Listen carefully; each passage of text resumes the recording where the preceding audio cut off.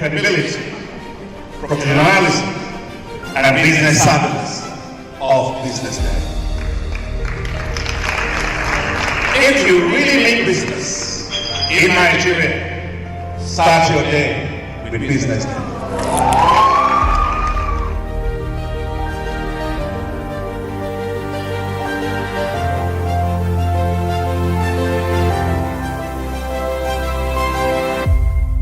BusinessDay is West Africa's leading provider of business intelligence and information, delivering premium content across diversified media platforms, including online, mobile, and print. Since its inception in 2001 with a weekly newspaper production, BusinessDay has expanded its reach to provide exclusive content accessible through print, mobile, and online channels. At BusinessDay, our mission is clear: to be the foremost provider of business and financial content, empowering readers to make informed decisions in Nigeria and Africa.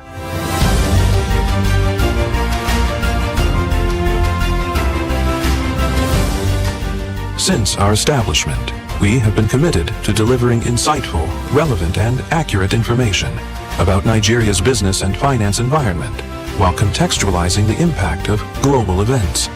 We monitor the stock market, analyze the companies driving it, and report on government policies and their economic implications.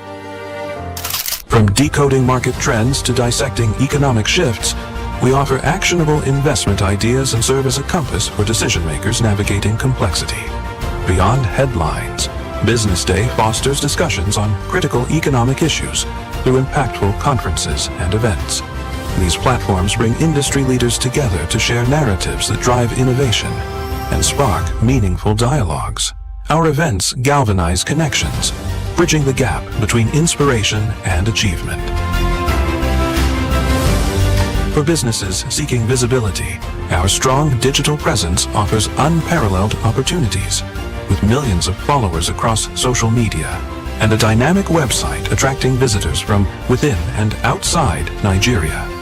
BusinessDay is the ideal platform to boost visibility for your products and services.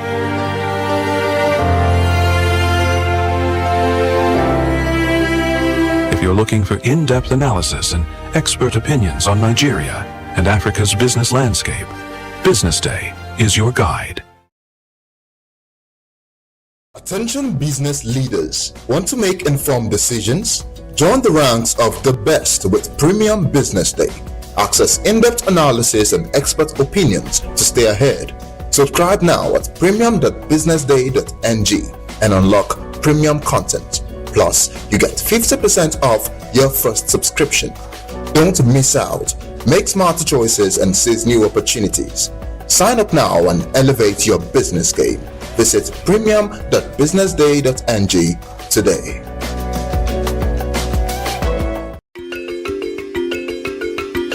Pleasure of welcoming great supporters and friends from INMA. He's the president, and then of course L. Wilkinson, and then Doreen is heading the work in Africa.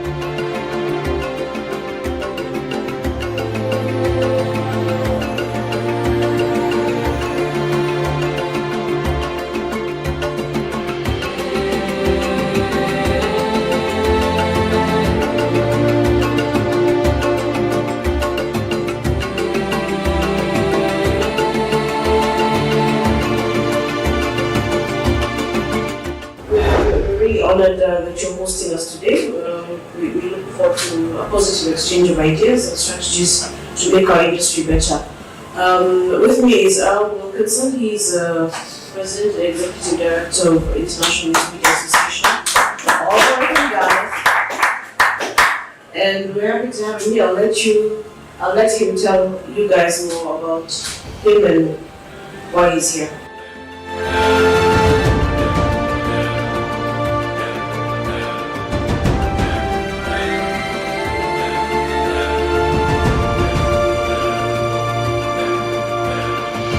I would leave you with the idea about BusinessDay. No platform can take it. No AI can replicate it. No competitor can buy it. So here's a little advice: defend it, build it, invest in it, because folks, the decade ahead is going to belong to news organizations that are unmistakably themselves. They're not boring, they're not neutral. Who are you? Answer that question, you'll figure out the next one. Thanks a lot.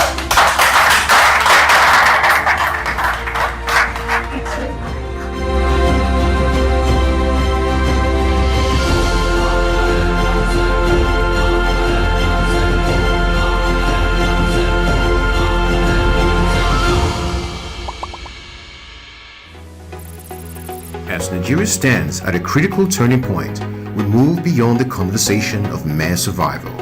This year, Business Day presents the 2026 edition of the CEO Forum, themed From Stability to Shared Prosperity.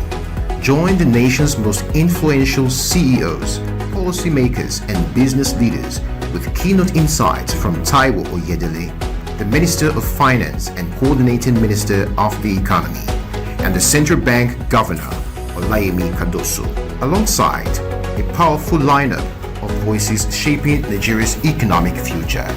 Happening on the 16th of July 2026 here in Lagos.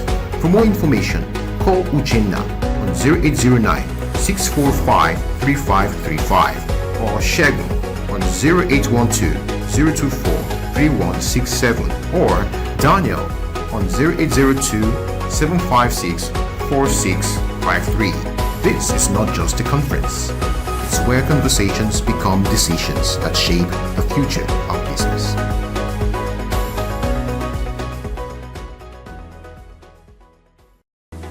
For 25 years, Business Day has delivered credible journalism, intelligent analysis, and decision-shaping insights to Nigeria and Africa's business community.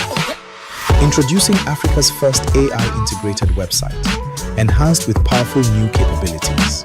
At the heart of the new platform is the AI-enabled chatbot, built to help you navigate stories faster, ask questions, get summaries, and access deeper context instantly. Text-to-speech functionality, allowing you to listen to articles on the go. The Murtala Muhammad International Airport, Lagos, has recorded an 11.8% growth in air traffic. Whether you're commuting, driving, or multitasking, Business Day now moves with you.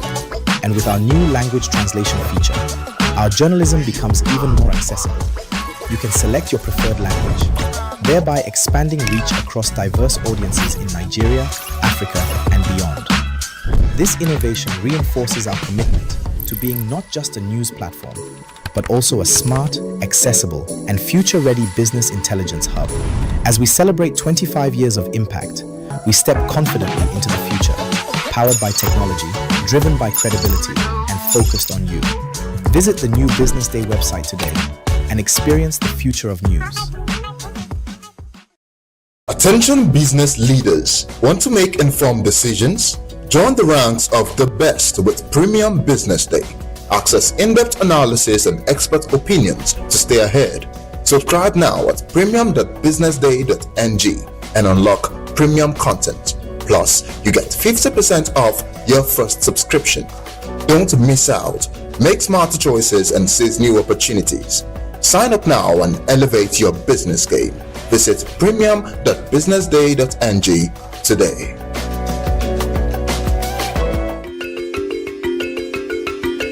Pleasure of welcoming great supporters and friends from INMA.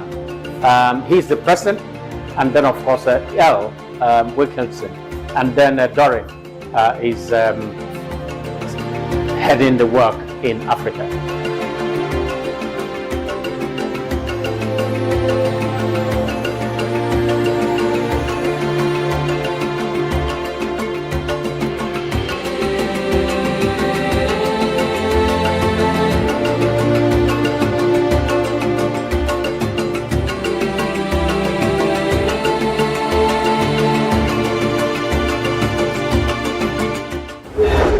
Honored that you're hosting us today. We look forward to a positive exchange of ideas and strategies to make our industry better. With me is Al Wilkinson. He's President and Executive Director of International News Media Association. All right, guys. and we're happy to have him here. I'll let him tell you guys more about him and why he's here.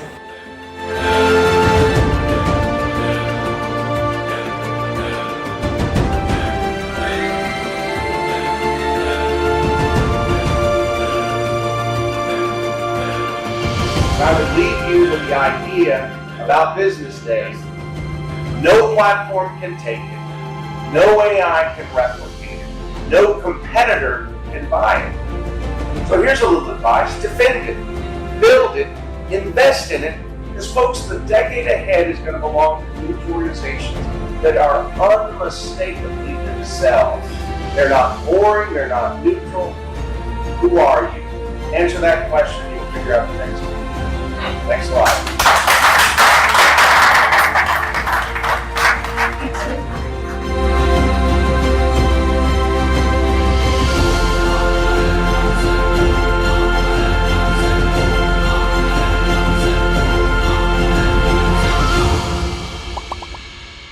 At Providence Bank, we're committed to your growth and success. You're never alone on the journey. Our personalized relationship banking is how we do things together. It's what sets us apart. We value every individual and partnership and treat them as such. We're committed to helping you grow and celebrating your success. This is your life story, your future, your forward. This is all about you. Let's move you forward. For 25 years, Business Day has delivered credible journalism, intelligent analysis, and decision-shaping insights to Nigeria and Africa's business community. Introducing Africa's first AI-integrated website, enhanced with powerful new capabilities. At the heart of the new platform is the AI-enabled chatbot, built to help you navigate stories faster, ask questions, get summaries, and access deeper context instantly. Text-to-speech functionality, allowing you to listen to articles on the go. The Murtala Muhammad International Airport, Lagos, has recorded an 11.8% growth in air traffic. Whether you're commuting, driving, or multitasking, Business Day now moves with you. And with our new language translation feature, our journalism becomes even more accessible. You can select your preferred language, thereby expanding reach across diverse audiences in Nigeria, Africa, and beyond. This innovation reinforces our commitment to being not just a news platform, but also a smart, accessible, and future-ready business intelligence hub. As we celebrate 25 years of impact, we step confidently into the future, powered by technology, driven by credibility, and focused on you. Visit the new Business Day website today and experience the future of news.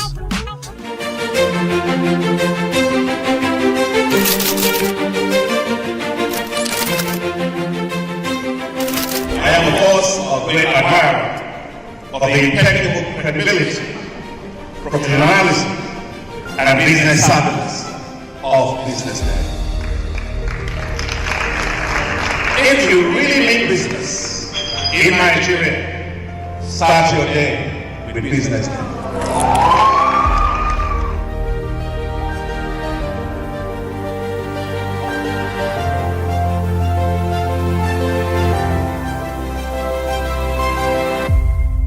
Business Day is West Africa's leading provider of business intelligence and information, delivering premium content across diversified media platforms, including online, mobile, and print.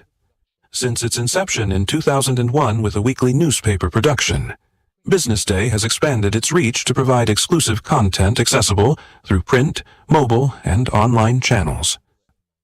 At Business Day, our mission is clear: to be the foremost provider of business and financial content, empowering readers to make informed decisions in Nigeria and Africa.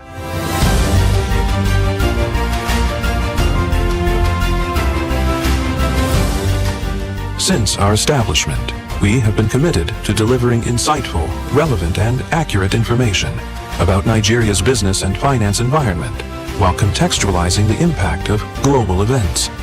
We monitor the stock market, analyze the companies driving it, and report on government policies and their economic implications. From decoding market trends to dissecting economic shifts, we offer actionable investment ideas and serve as a compass for decision makers navigating complexity. Beyond headlines, Business Day fosters discussions on critical economic issues through impactful conferences and events. These platforms bring industry leaders together to share narratives that drive innovation and spark meaningful dialogues. Our events galvanize connections, bridging the gap between inspiration and achievement. For businesses seeking visibility, our strong digital presence offers unparalleled opportunities, with millions of followers across social media and a dynamic website attracting visitors from within and outside Nigeria. Business Day is the ideal platform to boost visibility for your products and services.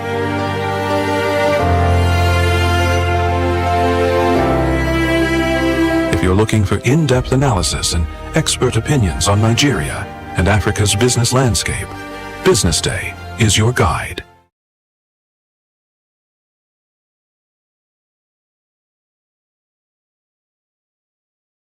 For 25 years, Business Day has delivered credible journalism, intelligent analysis, and decision-shaping insights to Nigeria and Africa's business community.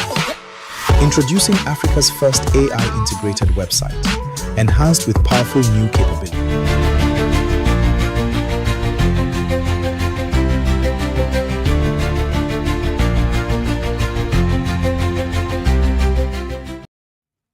Good morning and welcome to Business Day Television. This is Business Week, a weekly program during which we analyze some very topical economic developments in the Nigerian economy. Before we get into that conversation this morning, let me remind you of some of the top headlines in today's news. The National Pension Commission, PENCOM, has reviewed investment guidelines for pension firms in the country, allowing them now to invest pension assets in securities issued by parent companies of their respective pension fund custodians. After spending more than 57 days in captivity, 15 worshippers abducted during a vigil in Edda, Oniyo in Ekiti State, have now regained their freedom. Nigeria's Hydrological Services Agency is warning of heavy flooding ahead, and this will be felt in a number of Nigerian states, persisting till September, according to the agency. If you follow football like me, you must have stayed awake last night watching the England-Mexico match, perhaps one of the best matches in the course of the 2026 World Cup. OPEC and its associates have increased output and export quotas for members as we continue to see increase in oil flow from the Gulf following the ceasefire between the United States and Iran. Now let's get on to today's conversation. Joining me in the studio as usual is Bumi Bailey, head of our Africa Economy Desk, and of course Lolade, the editor of Business Day. We thought it wise to start today's conversation by just looking at the controversy that has emerged around the claims by the International Monetary Fund that as much as 2% of Nigeria's GDP is missing. Did you hear that? Missing from the 2026 budget. And this is not a claim by a political party. It is the International Monetary Fund. Lolade, what's going on? It's a lot to unpack, really. I mean, it's shocked everyone. I mean, for the IMF to, draw attention to this, it's really big. 2% of GDP spent outside of the budget.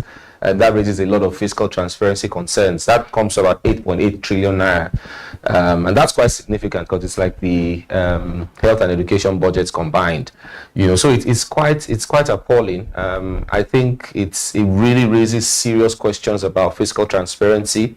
Truth is, even though we have been on this show, we've praised the reforms of the government since 2023. Truth is, actions like this take away from those reforms. We've talked earlier about how there's a widening trust deficit between the people and the government. This only amplifies that now, because if you are having to go through very tough times because of the reforms that the government is implementing, you'd expect that they'll lead by example and just ensure that everything is brought right on the table. Everybody knows what to expect. There's transparency. But if the government is spending as much as 8.8 trillion outside of the budget, which means that it probably didn't even get a NAS approval, then there's a big problem, and it really is something to look at. Bobby?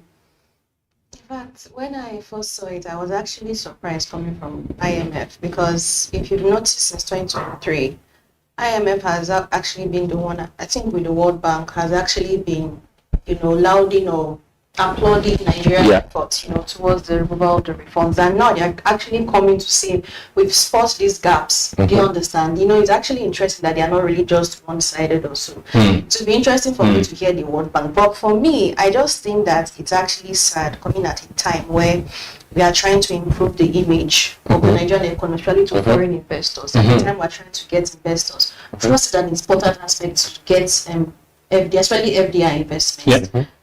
So my own is, it took a while, do you understand, for us to more like get this gain. We're even reaping the benefits now, slowly. But now this is happening. It's more or less like asking, could it send us backwards in terms of investment, in terms of how everybody sees the economy? Because apart from that, when you have this gap in your budget, especially to those like international lenders, do you understand? And then you also have the aspect of those credit agencies. It affects how they trust you, especially in how you spend your budget. And how they rate you as well. They just rated us the highest rating in like 14 years. Is it 14 or it's highest 2014 in May? So what if Moody does another upgrade? How that's actually going to affect that. This is just happening at a time when Nigeria is gradually trying to reap the benefits, and you have this thing coming. I think it just creates an opportunity for people to just constantly doubt the data being put out by government, and that's not good for us. Because for me, so this is about the integrity as well. Even funny enough, this now amplifies discussion about how the government are not transparent with their budget. Because there's always been discussions around the lack of transparency, the trust deficit, and all around the budget, how it's being spent. Now this will amplify those discussions. My own is IMF. For me, I think they should not just hold back in 2026 budget. They should go to previous budgets. Are we started spending 2026 budget already? But of course, there's still overlapping budgets from 2024. That's the thing. The confusion. Sometimes when I see all this, it just gives me is all of this from that confusion, or this is a deliberate omission? Because there's so much confusion around what project we are currently implementing. So one is not sure whether the government has said. Yes, so to respond to that, the Minister of Finance, Mr. Taiwo Oyedele, has come out to debunk the claims made by the IMF. He said that it's more of a timing of reporting issue, and not like there's a missing money or anything like that. That we have some overlapping budgets that are still being implemented, and that money, the 8.8 trillion that the IMF is flagging, was probably budgeted for in previous years, not in 2026. So that's neither here nor there. That's why it's always good to just stick to one budget cycle to cover all this. It's mess. Messy. Exactly. So we need to stick to one. When are we even going to get back to that one? We need to do that. First 9 months implementation budget for 2025 was released May. If I want to, I was like, and last week we spoke elaborately around FDI and how you need to work to attract FDI. Lola, they help us just set out for us step by step what actually happened. Baker spoke. Who else spoke? Government or what a Baker's defense is. So Christian Ebeke, who's the IMF representative for Nigeria, who's said that typically very reticent. Absolutely, Absolutely, rarely speaks publicly like that. Very measured in his speech. But he said that he did flag it. That about it. So he was speaking at a public event. Yes, a public event, and he was just making the point that this off-budget spending is making it difficult for the IMF to really ascertain the fiscal state of the Nigerian government. So he then mentioned that about 2% of GDP, had been spent outside of the budget. And then immediately that happened, obviously it blew up. People started talking about it, and that has elicited the response from the Minister of Finance, who spoke on Sunday on his social media. What did he say? So he debunked the claims. Like I said earlier, he said that it was more about timing of the reporting, and then he said that the IMF should have gone on to list some of those projects that they felt were funded outside of the budget. And that is not true, that it's not same. But the truth is, if you look at it, you can almost connect the dots. They put out a story today. Yes, absolutely. What did that story say? So, our story just clearly focused on the implication of this. And also, we tried to just look at, we do know the truth is, there are some projects that the government has overtaken that might not be in the budget. And the Lagos-Calabar Coastal Highway is one, for instance. It's probably one of them. Absolutely. I remember last year. What? Okay, go on. Yes, I remember late last year when this issue came up, we asked the question at the time that the Lagos-Calabar Coastal Highway project is not in the budget. And in response to that, the Minister of Works, David Umahi, said that, it's in the budget, but there was a mistake. It was erroneously tagged as Lagos-Port Harcourt Highway. But then when we went back, when we went back to the budget document, we found that the budget for that highway was 100 million naira. Which didn't make any sense. Yeah, if you look at it, the government has spent nothing less than $1 billion on the Lagos-Calabar Coastal Highway already, and that's about 1.6 trillion. And they have a budget of 100 million, so it doesn't make sense. Assuming it's the, so how do you even make such a mistake, such a critical project? You're saying that despite all of the checks that the budget document needs to go through, it was not spotted. And then it came out as Lagos-Port Harcourt Highway. So that there may be other things. There may be other things. So so that's the concern for the IMF. People talk about Renewed Hope Fund or something that that's another one. We don't have any understanding around. Now, for me, the shock is, why did the IMF comment provoke such national outrage in your view? I think the truth is, a lot of people already believe that this administration is a little bit corrupt, even though there's been reforms that has helped to just reposition the economy. People still have their doubts about transparency, really, at the very highest level. And so when the IMF drew attention to this, people said to me that, yes, it's all what we've been thinking about. Yeah, so I think that's why it's really blown up. Even Dr. Ibeke himself is surprised that the matter has blown up this much. He didn't expect. Because you have an international organization, drawing attention to something like this. Supporting Nigerian reform, calling them out. You'd expect the opposition party to do this, but it's coming from the IMF this time. APC, people will not, they will just think it's for their own interest. But you have IMF. What would they gain by calling Nigeria? So it's not political at all. So are we to blame Nigerians now for raising sawdust over this? Everywhere I've been lately, WhatsApp platforms is the subject of conversation. No, but absolutely, it should be. They've done it again. It should be. Some say they should get really a World Cup trophy. It's really embarrassing. It is. There is an interesting point in my view here, and that's about the competence of opposition parties and even competence of the ruling party itself. How come PDP, ND, whatever the other parties are only just responding to the IMF comment?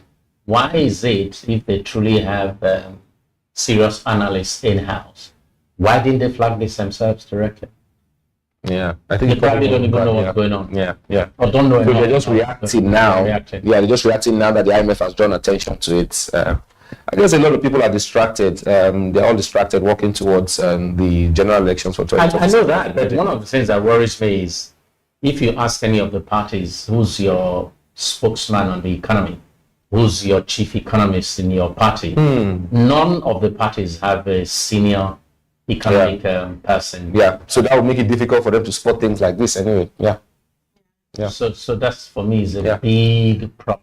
So are we saying that they don't have like an economic council or like? Well, I mean, I'm not aware of any. I've not seen any. I remember then during Peter Obi when he was going for presidential election. That was before. Was he? I can't.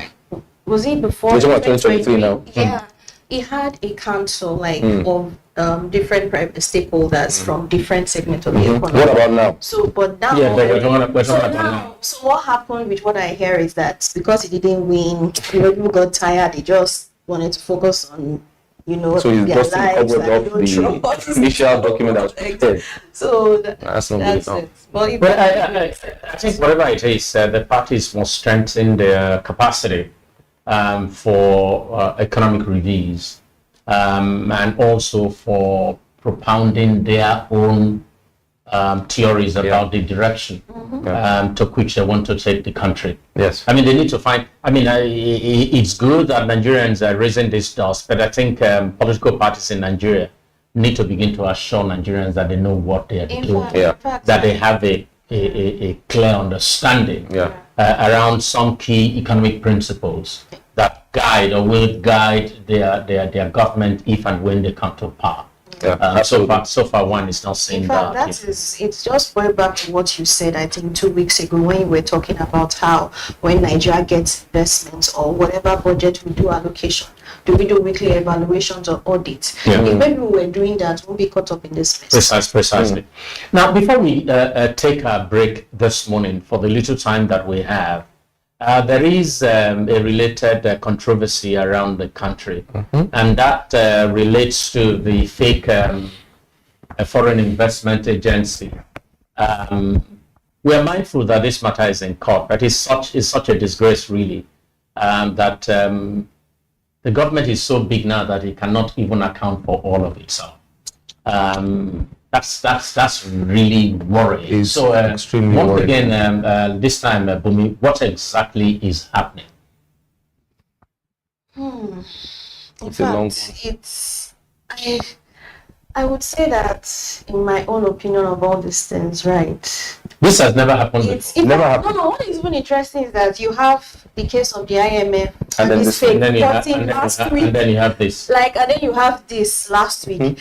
I was telling myself that, let me use this scenario, that if Nigeria, let's say Nigeria, say it has a boyfriend, is trying to woo his girlfriend, they are foreign investors, and then with the reforms you've done, you are gradually gaining the trust. Now you want to marry the investor, that's your girlfriend, to become your wife. You're taking but steps now backwards. these things are taking This is very interesting. Given that you are a lady, you know how the things work. You know how this things work in the mind. Thank you very much. I thought of that. That as an investor, that you want to get married to Nigeria. All these things are happening in the space of how many days? So these are alarm bells. Yeah, red flags. Let's just walk back in. This man, Adeli Matthew, whatever. How did he? I mean, it's ridiculous. He had social media accounts. The first time I came in touch with any of his posts or his activity was last year. Yeah. And it was on, I think it was on X, on social media, X and Instagram. He posted something, appreciating the president for lifting a waiver for his council to employ 314 staff. And nobody said anything. And nobody said anything. In fact, some of the staff, which turned out very helpful for us for the investigative piece that we put out this morning, because we reached out to some of those staff to just talk to them about how they got recruited and everything. And some of them actually commented on his post to say, wow, yes, congrats to us. Because he said that, the president gave a waiver for him because the president said that, no recruitment, yes, civil service for now because of the cash squeeze. But there was a waiver granted to his council to recruit 314 staff and set up offices across 170 countries and across the 36 states of Nigeria. So I'm to my mind, I'm wondering, how is this even possible that someone like that will run an agency right in the center of government? He had an office, he had a CBN account, he got a 1.3 billion naira budget allocation. That's some cash. Yes. And then now the presidency is saying that this guy is fictitious. We don't know the guy. It's amazing. It's a shame. The guy has not yet been arrested, and then it's kind of makes me to question what are the processes. Charges. Yeah, to press the Set up an agency. What are the requirements? What are the procedures? So Exactly. So that's the question. All of those Because procedures when I went was on through my them. way to the office, listening to a radio station, somebody was saying that some smaller African countries, not even Africa, when they hear this, will laugh. How is it possible for you to allocate so you're going so big. back to that process of that evaluation, that audit, how do we criticize and all those kind of things? We just don't do all this to our due diligence, because you're telling me the Nigerian government has become so big, like you said, that it can't even account for itself. The Office of the Auditor General. Yes. We have the national two arms of the National Assembly. I mean, with this, it's enough to say the National Assembly should be scrapped. Absolutely. Because they have demonstrated no usefulness. I mean, And they passed the budget. They passed the budget. Exactly. Where, you know, there was a 1.3 billion allocation. Apparently got a cut out of why is this even, the question is, why is this even coming up now? You know, it all started with the statement that was put up by the presidency saying that this fellow, we don't know him, blah, blah, blah, blah. Why is this coming up now? And he has been defending his position to say that, no, you can't say you don't know me. I was appointed.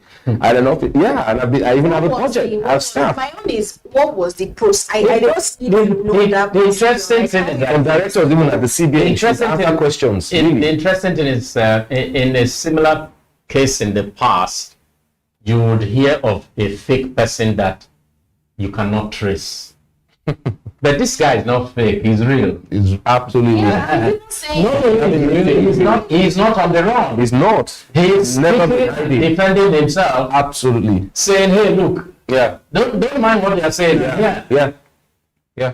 He's had meetings with foreign nationals, the Thai ambassador, you know, Malaysia's ambassador. He's had multiple meetings with this same government official. So anyway, we must go on break here, and if we have time when we come back, we'll return to this matter, whether it is fake or whether it is not fake.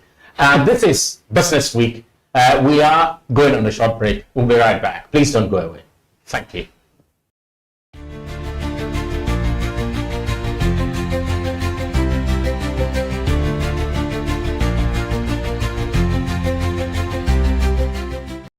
Welcome back. This is Business Day Television, and we're bringing you Business Week.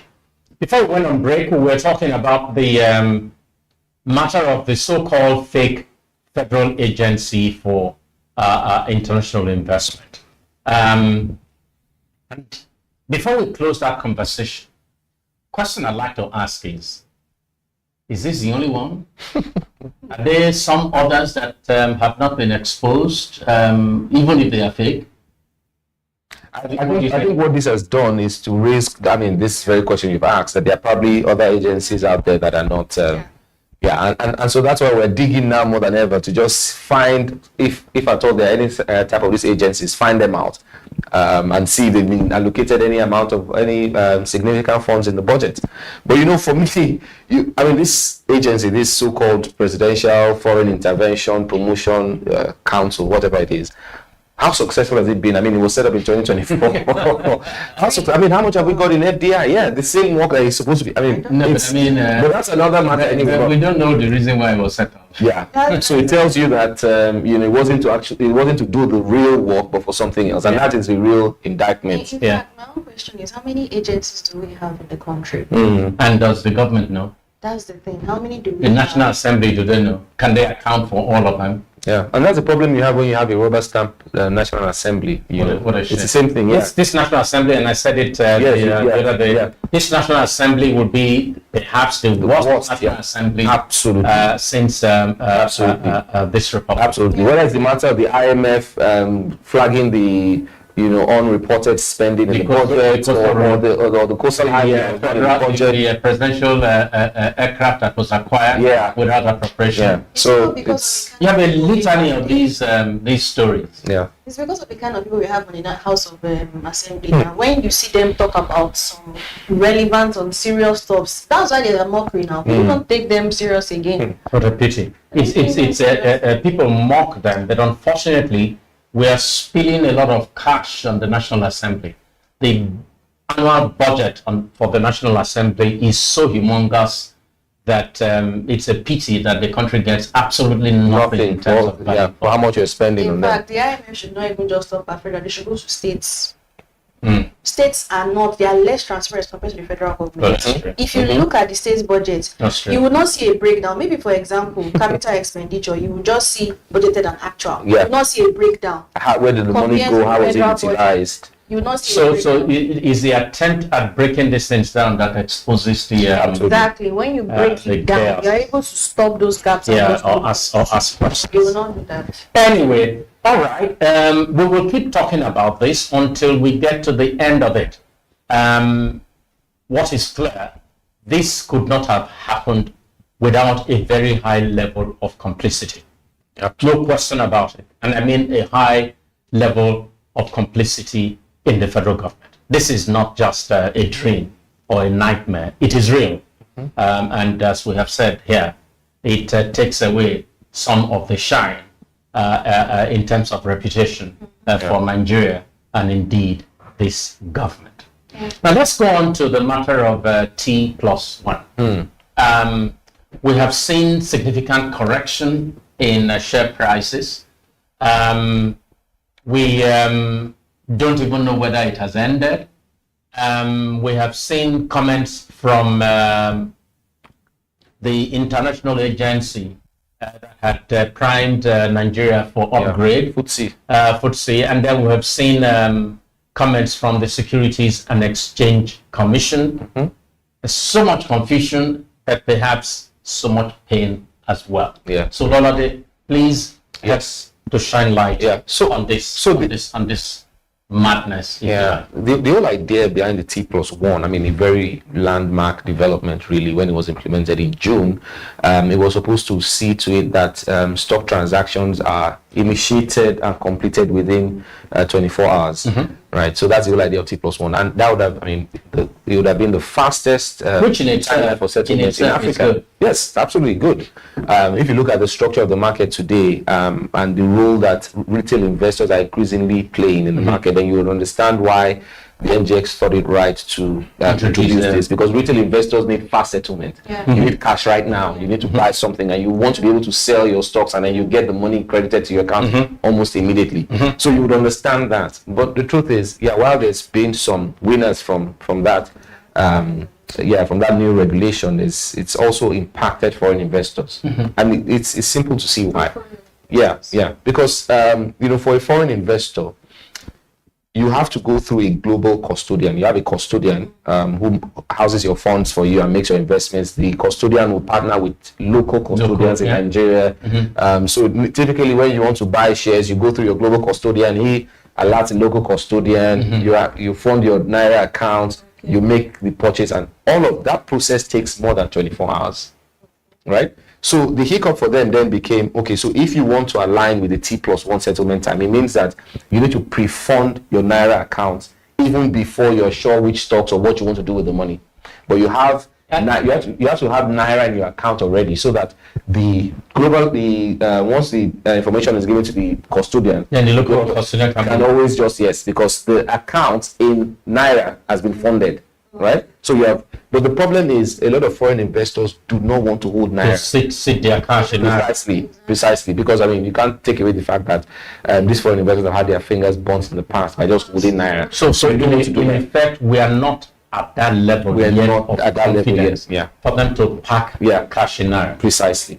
So that's the problem we're facing. So a lot of them would rather just say, you know what, I don't want to hold any Naira, but I cannot conclude this process in 24 hours. So when you spotted this now, didn't the Nigerian Exchange Limited, didn't they notice? No, of course they do, but they don't see any reason why you can't pre-fund your account with Naira. But that's their own. These are foreign investors. And they also make the point that foreign investors now contribute very little compared to what they were contributing in 2014 to trades in the market. So what's the point? Is it that we stay at that low level, or is it that we want to attract more? Precisely, we want to attract more. Then you have to. That's the argument. So you have to do the right things, create the right environment for them to come in. Could it also be the reason, also apart from the profit taking that affected the market cap? Could that have affected the market cap? No, of course. You know what will happen once the NGX releases data on the what's it called now? Transactions, right? Accounted for by domestic and foreign. You would likely notice that there will be a decline, in foreign transactions. But the truth is, I mean, the month of June was a bloodbath. Nigerian stocks, 13 trillion wiped out of market cap. Yeah, you can't put that solely down to T+1. Of course, there was a lot of profit taking. People who had waited, and typically you see this at the summer, people want to pay school fees. Precisely. At the end of the first half of the year, people are, reevaluating their portfolios, they are selling down, they are taking a lot of profit. People and there were also speculations about people making plans for Dangote refinery as well. So that's, so it's not all about T+1. No, it's all about that. But that also has had some sort of impact on foreign influence. If they did not take note about this, right? My own is what happened to the FBI close we got in Q1. Q1 we got about almost $10 billion. Yeah, but that didn't go to equities. It went to bonds. 90%. What's for Q2 now? So if this hiccup is not resolved, it will keep a lot of foreign investors away from the market. So I got deep pockets. I think for me, they have huge pockets more than the local guys. Naira devaluation also helped too. Sorry, sir. The Naira devaluation also helped too. Yes. So, I think for me, the objective was to switch the heavy dependence on domestic equity investors by attracting foreign investors. And the effect has been opposite. Yeah. So the question you then ask is two questions for me. Was there wide consultation before the T+1? And then secondly, Lolade, now that we are in a crisis, what do we do? Good.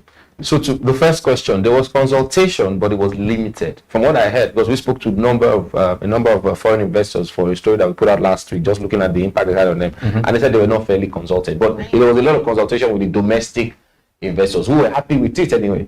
For them, faster settlement means that the local custodians for the foreign investors would have been able to flag. But at that time, they didn't see any reason why the foreign investors might balk at the idea of pre-funding their account with Naira. Right. Yes, until this happened. But you should have thought about it. Now, this goes back to the CBN. It means that we cannot stop and just go on clapping for ourselves. There is still reticence among foreign investors about bringing in their money. So we need to begin to think about what more you can do to build confidence in foreign investors. Absolutely. But the question that I asked you was, what next we go from here? Truth is, if you look at it, I don't think the Nigerian market has that infrastructure for now.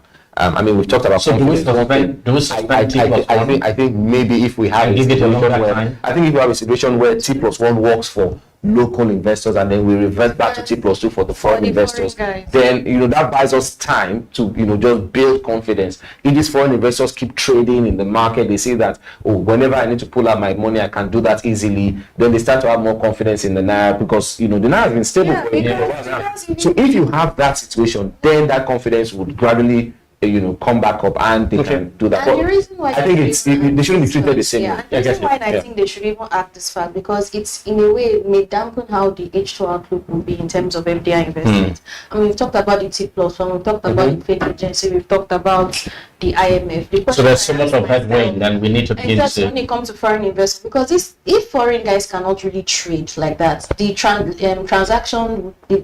Number of time of frequency of transaction will reduce, and what happens? That affects. You know what I think. Affects liquidity, affects pressure on the naira, and we are back to. You know what I think. The person who would have been maybe not be most concerned about this news, but who would have been significantly bothered about this news would be Dangote, given that his IPO is coming up soon, and he wants foreign participation. So I'm sure now that he's going to be looking and thinking, no, this is bad. What's going on here? Whatever it is. It's important that foreign, because those are the guys with the deep pockets. Exactly, they have the money. The Naira has been devalued, like you said earlier. It's about 1,003 now to $1. They've got deep pockets. They can significantly move the market if they come in mass. So and this FTSE inclusion was like the biggest factor, driving H2 outlook. Okay, all right. We would have to leave it here. Two things I've heard. The FTSE upgrade was meant to be the biggest thing that had happened to the Nigerian equities market for a long time. And the NGX and the Securities and Exchange Commission have their work cut out. They must walk this back and find a way to resolve this. Absolutely. That's one. Secondly, is the part about the lesson we take from this when next we issue guidelines that have significant impact like this. We need to have proper consultation, but it's not just proper consultation. There's no hurry to say it should start now. Perhaps you say it will start in 6 months. In that 6 months, it gives you time to make changes, make changes in the most. But you know, the affliction of the military and the matter of with immediate effect has been a big problem in Nigeria, and I hope that especially financial organizations like the NGX and the others will take note of this. Before we go today, we will like to just look at half-year performance of African economies, and we see some bright spots, we see some not so bright spots. So looking at growth, looking at inflation, and looking at outlook for H2, Bumi, you would have to take the lead. Okay, so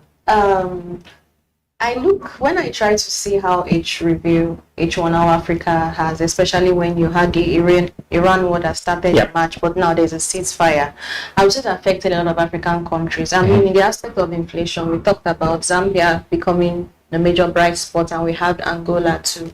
But what is interesting in South Africa, even though we talked about the fact that their inflation rate actually surged in like maybe the highest in almost 2 years or so, we've been able to see in May inflation rose to about 4.4%, but it's what the pace of growth or increase was less than when you compare to the like 4.0% in April.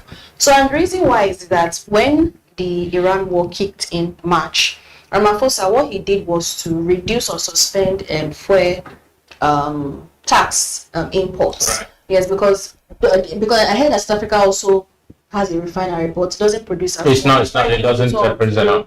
100,000 barrels. So he had to stop that fuel import tax so that it would not feed into inflationary pressures. Already, the South African Reserve Bank already has said that okay, they've been cutting rates, right? I mean, last year was a year of, I would say, massive aggressive rates cutting cycle for many African countries. This year they were going to continue that trend, but the Iran causing setback. Exactly, because many people were believing that when you reduce interest rates, access to credits, and then improve economic activities, there was just optimism. But the Iran war affected it. So what other economies? So you have Kenya too. So interestingly, Kenya also, like South Africa, they actually recorded a decline in inflation rate for the first time this year. And what was interesting for me is, although I don't think they actually called for tax and for import tax. Yeah, so I think it's majorly because of there's more food production has increased and more of just an harvesting. But so that had to cushion the fuel. Yeah, so but one other thing that we actually look at is also in terms of currency, another one. So the major bright spots, Nigeria. That's why we retained our spot as the best performing stock market because of how our naira stabilized, you know. And then we benefited essentially from local production of petrol. So that was why I'm saying that if this is not taken care of, it would affect ranking that Nigeria has actually gotten. I mean, I talked about how the fact that Nigeria has been the top performer since June, even when we had that sale, right? So. And then, apart from the... So what you're doing now is that you're listing out the winners, South Africa, Kenya, Nigeria, the metrics you're using the currency, you're using inflation. Yes. What about GDP growth? Yes, PMI too. Although GDP for Q1 for many African countries is not out yet. But there was I think there's something you sent to me, over the weekend. What I would normally do is a PI, Purchasing Manager Index, because it closely relates to the GDP. So what I actually found out in May, before the whole, before June data comes out, I discovered that in May, out of 8 African countries, 5 of them contracted. Interesting. And in April, that's 3. And then in March, that's 2. Interesting. Just for our viewers to understand the relationship between PMI and GDP. So PMI is like a leading indicator, right? Exactly. That's flapping sign what to expect from GDP. After the survey, so it's a survey done by Stanbic to actually gauge how economic activity What do you think the economy is doing?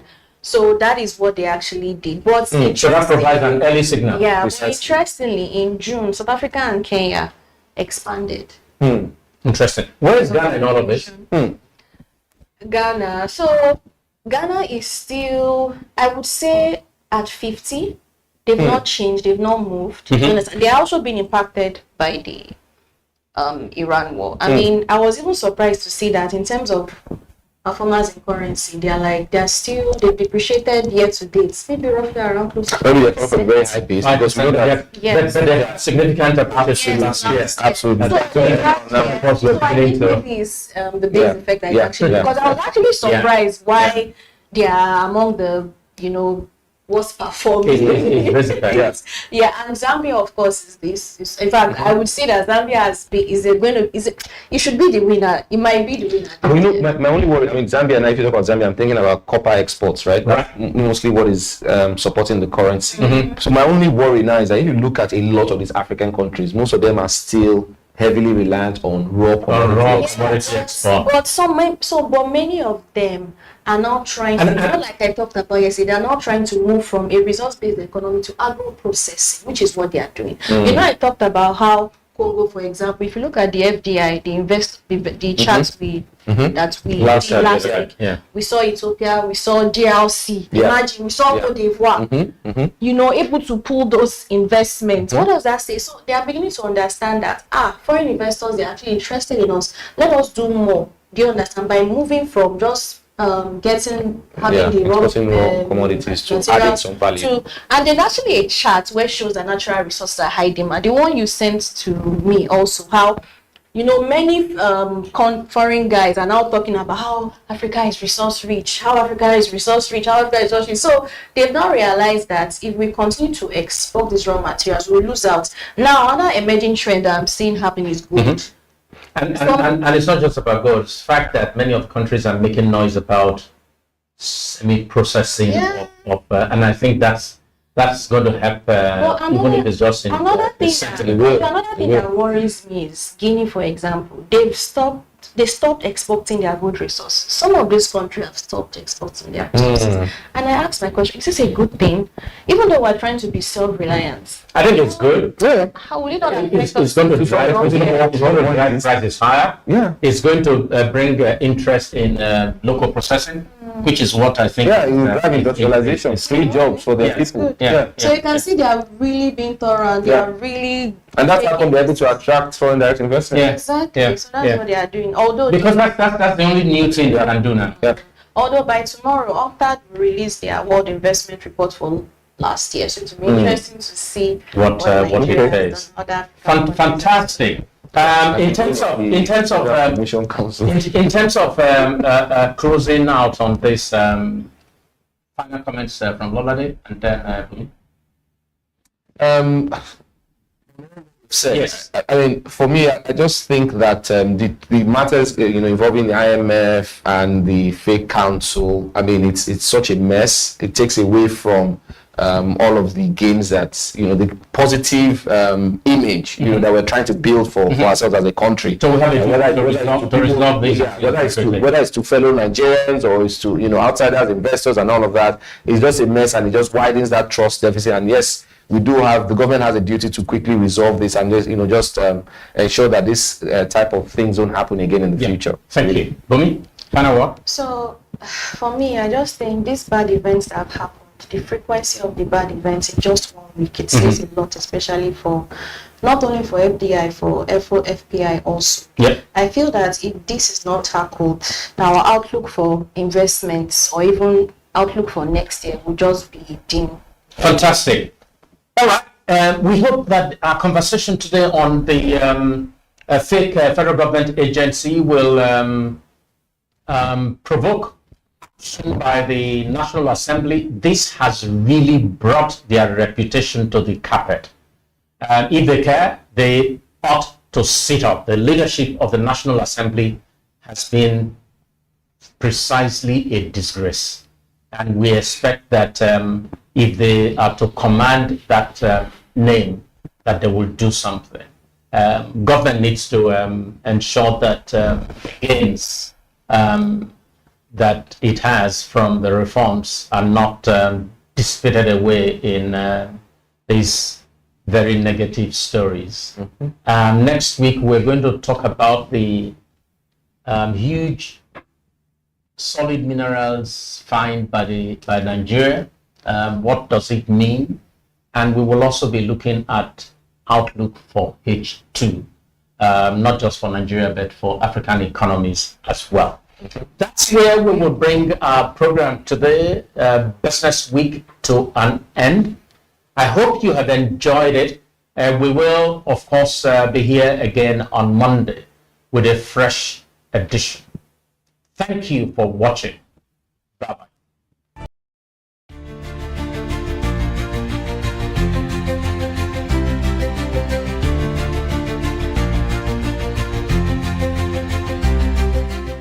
For 25 years, Business Day has delivered credible journalism, intelligent analysis, and decision-shaping insights to Nigeria and Africa's business community. Introducing Africa's first AI-integrated website, enhanced with powerful new capabilities. At the heart of the new platform is the AI-enabled chatbot, built to help you navigate stories faster, ask questions, get summaries, and access deeper context instantly. Text-to-speech functionality, allowing you to listen to articles on the go. The Murtala Muhammad International Airport, Lagos, has recorded an 11.8% growth in air traffic. Whether you're commuting, driving, or multitasking, Business Day now moves with you. And with our new language translation feature, our journalism becomes even more accessible. You can select your preferred language, thereby expanding reach across diverse audiences in Nigeria, Africa, and beyond. This innovation reinforces our commitment to being not just a news platform, but also a smart, accessible, and future-ready business intelligence hub. As we celebrate 25 years of impact, we step confidently into the future, powered by technology, driven by credibility, and focused on you. Visit the new Business Day website today and experience the future of news.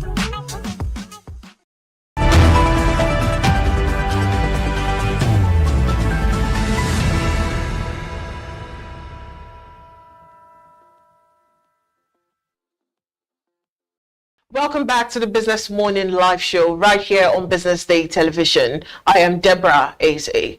Now let's move to our topics of conversation this morning. Our first conversation, AI, digital payments and financial inclusion. And the question is Nigeria ready for the next tech economy?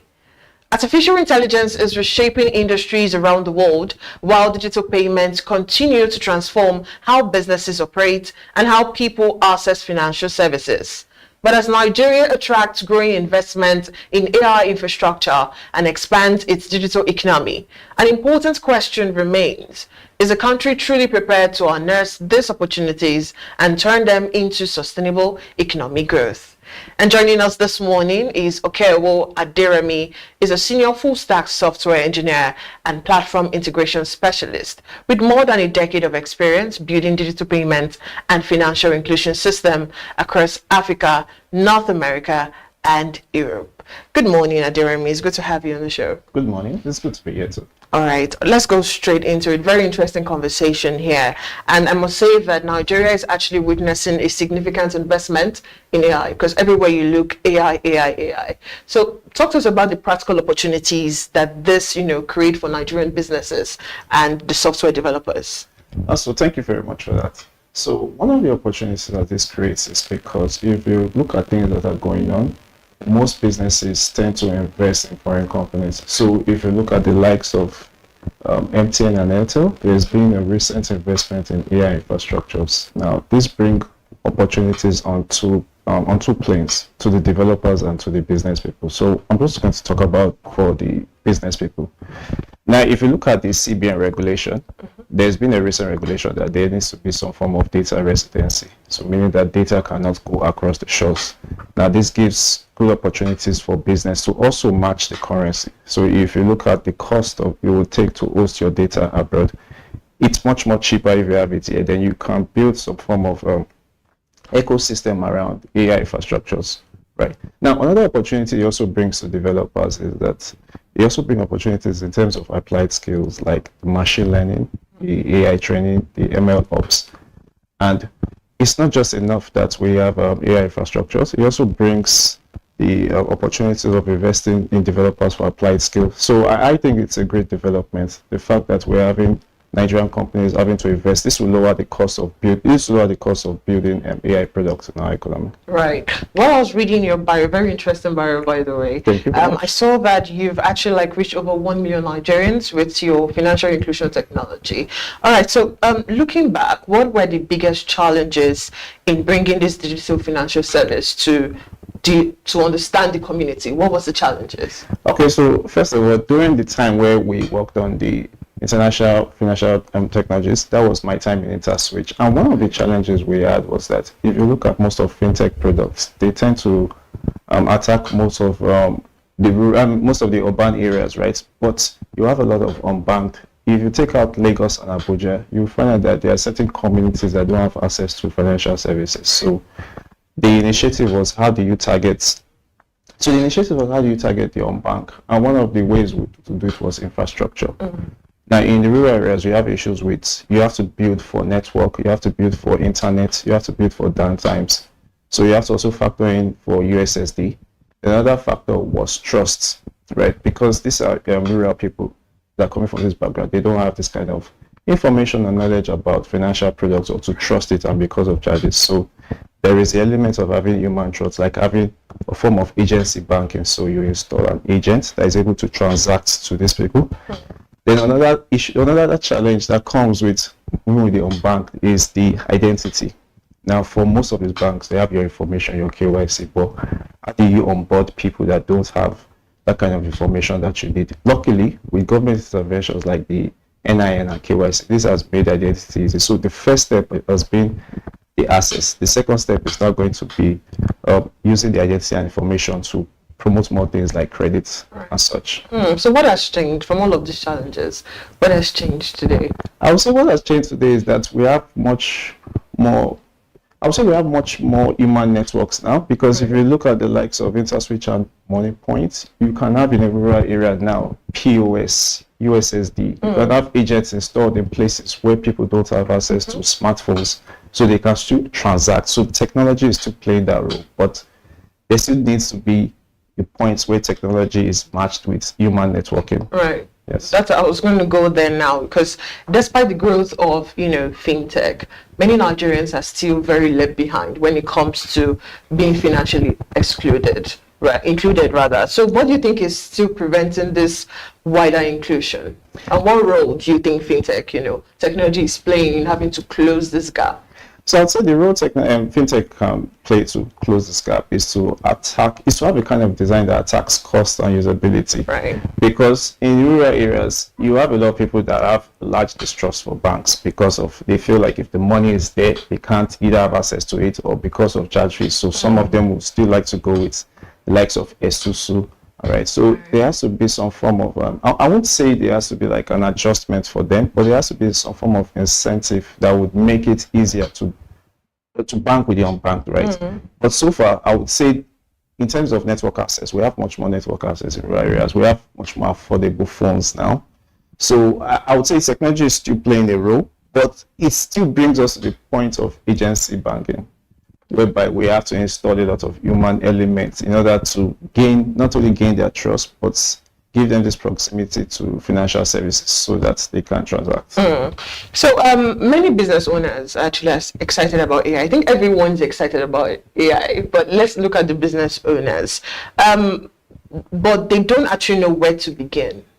Now, how do you think we can get affordable ways for these Nigerian SMEs to actually start using AI, or for them to actually even learn where to even start to apply it to their businesses? So the first step is there needs to be some form of desensitization, right? Let people understand what AI is, not to see it as a threat. Then now for business owners, you also have to identify like what is the bottleneck in your company? Do you have a process do you have a kind of process that can be automated? And also, do you have something that costs you time? And I'll give you an example. Let's say you're dispatch for food. Let's say like for food, you can have AI handle things like customer service. So you have a form of WhatsApp integration where it handles orders automatically. Then you could also use it to analyze receipts. You could also use it to, for instance, you're a company and you don't have budget for marketing. There are a lot of tools like Claude Design that allows you to do promotional content and all. But at the end of the day, even if you're a small company that you're trying to adopt AI, you still need to put an human element, especially if you have to deal with people's money and sensitive data. There still needs to be a human in the loop. All right, you've worked across the United States, Europe, and also here in Nigeria. How would you compare the technology ecosystem from there? Do you think we're close to it, or do you think we have a long way to go? Honestly, I believe we are close to it, and I'll give you a reason. When it comes to the talent, I believe we have the talent because there are a lot of Nigerian colleagues that I've worked with in both some are in InterSwitch now still, some are in Money Points, some are like Warner Bros.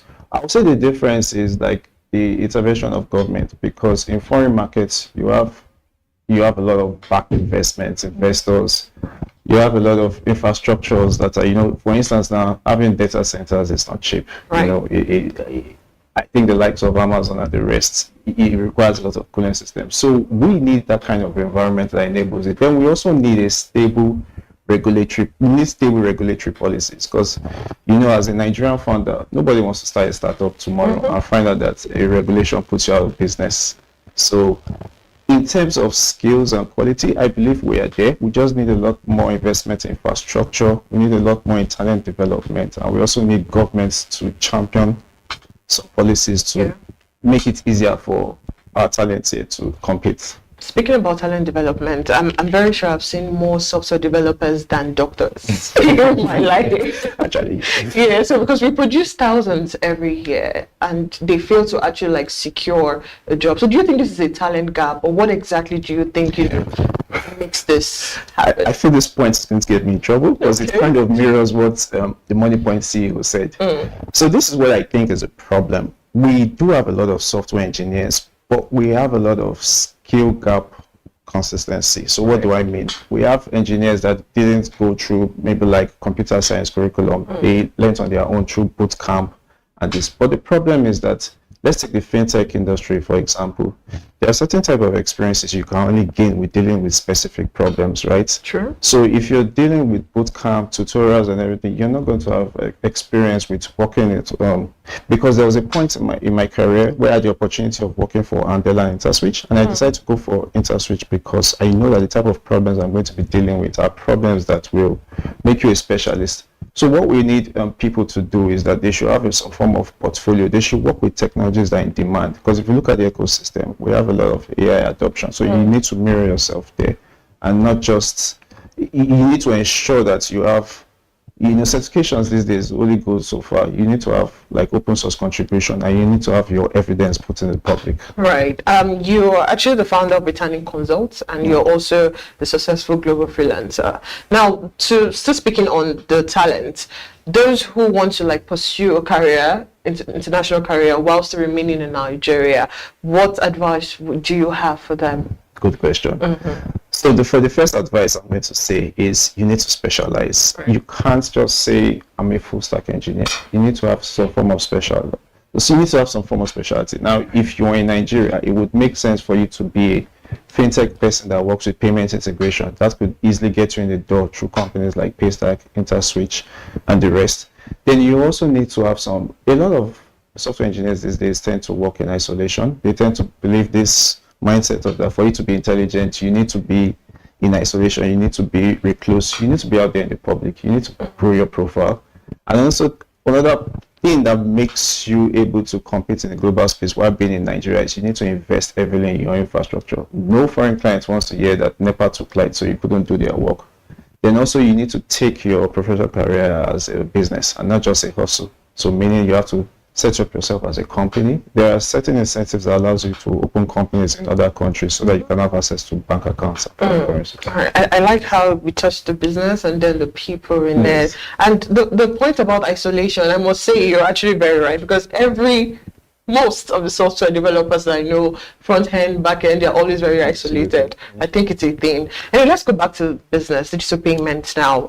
We've seen it transformed especially commerce business over the years. So what major innovation do you think the consumers businesses should expect over the next 5 years? Okay, so first of all, I don't want to put not but what I would say is that we would expect payments to, like the traditional form of payments, we expect it to disappear. Right. We're going to see payments happen either in the background or such, so you could see the likes of contactless, or you could see payments happen through AI agents, or we have to give some agents some type of permission.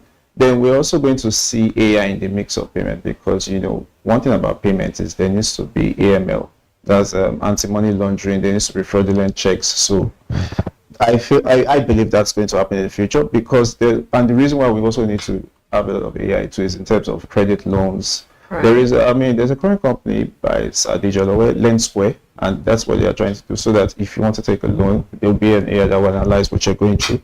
Then the third is open banking. So this, I'm not so an expert on it, but I'm familiar with it. So this gives customers the power to determine what type of information is exposed, so that data can go everywhere. But the way I see payments going to be used outside the traditional form of contact. So probably like maybe it's just that it's not popular like that in Nigeria. Maybe video games or e-commerce or digital experiences or virtual reality. I feel like payments going to touch on environments that are beyond traditional.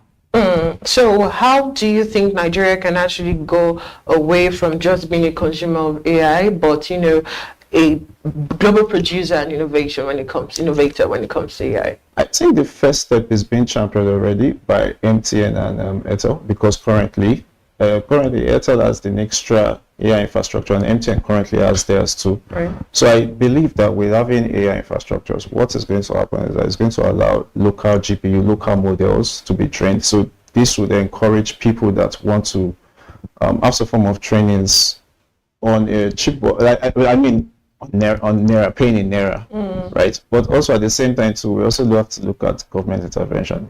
There has to be companies too that would set up some form of initiative that will encourage people, because even if you have most of these AI infrastructures and products, you still need entrepreneurs, you still need companies, you still need specialists, engineers that will take advantage of that. And for engineers to take advantage of that, there needs to be some form of talent development carried out. So I would say fintech industry and government needs to be involved in the curriculum to train up people to take advantage of this, and government adopting some form of AI policies, maybe like analyzing bills. That's just me giving my own personal opinion. Analyzing bills, but there has to be government support. Then lastly, infrastructure. Yeah. Any last word when it comes to this conversation that we actually had today? I would say people should learn to embrace AI, because regardless of whether you want it or not, it's here to stay. So, and I believe that having adoption of AI would empower you more, because there's a lot you get to do. Because even as a software engineer, I've seen the impact of AI in my career, and I can't deny it.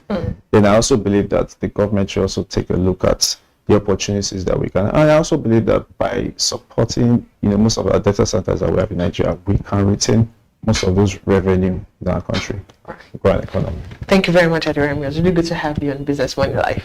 Thank you very much. All right, we were speaking to Okewo Adiremi. He's a senior full-stack software engineer and a platform integration specialist. Still to come after the break, FG borrowing and rising bond yields. Do stay with us.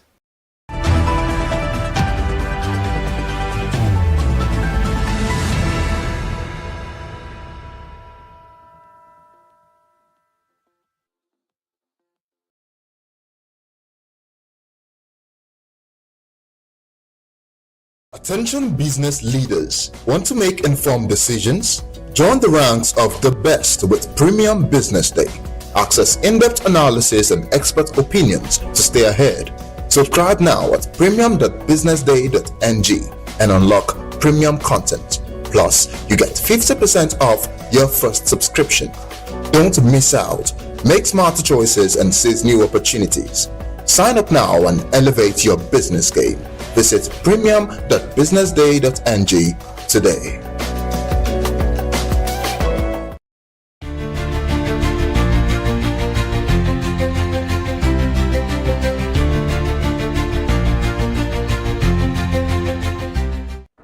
Good morning and welcome to the big story right here on Business Morning Live. My name is Elizabeth Musa. Nigeria's Senate is taking a major step in the fight against fake medicines, advancing a bill that proposes up to 15 years imprisonment for those involved in the production, distribution, and sale of counterfeit drugs and other unsafe regulated products. Supporters say tougher penalties are needed to protect lives and restore confidence in the country's healthcare system, but with fake drugs still widespread despite existing laws, the bigger question is, will severe punishment make the enforcement, or is enforcement the real problem? To unpack what this could mean for public health, justice, and enforcement, we're joined by Damian Ajayi, who's a public affairs analyst and is also a lawyer. Thank you so much for joining the show, Damian. Good morning. Good morning. Let me start by talking about the Senate, which obviously believes that harsher punishment will deter counterfeit drug dealers.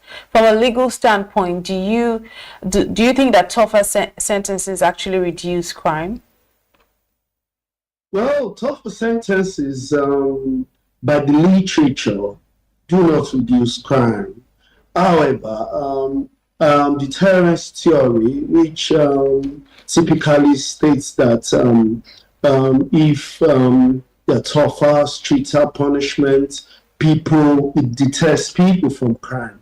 But however, we should distinguish between certainty of being caught and the severity of the punishment.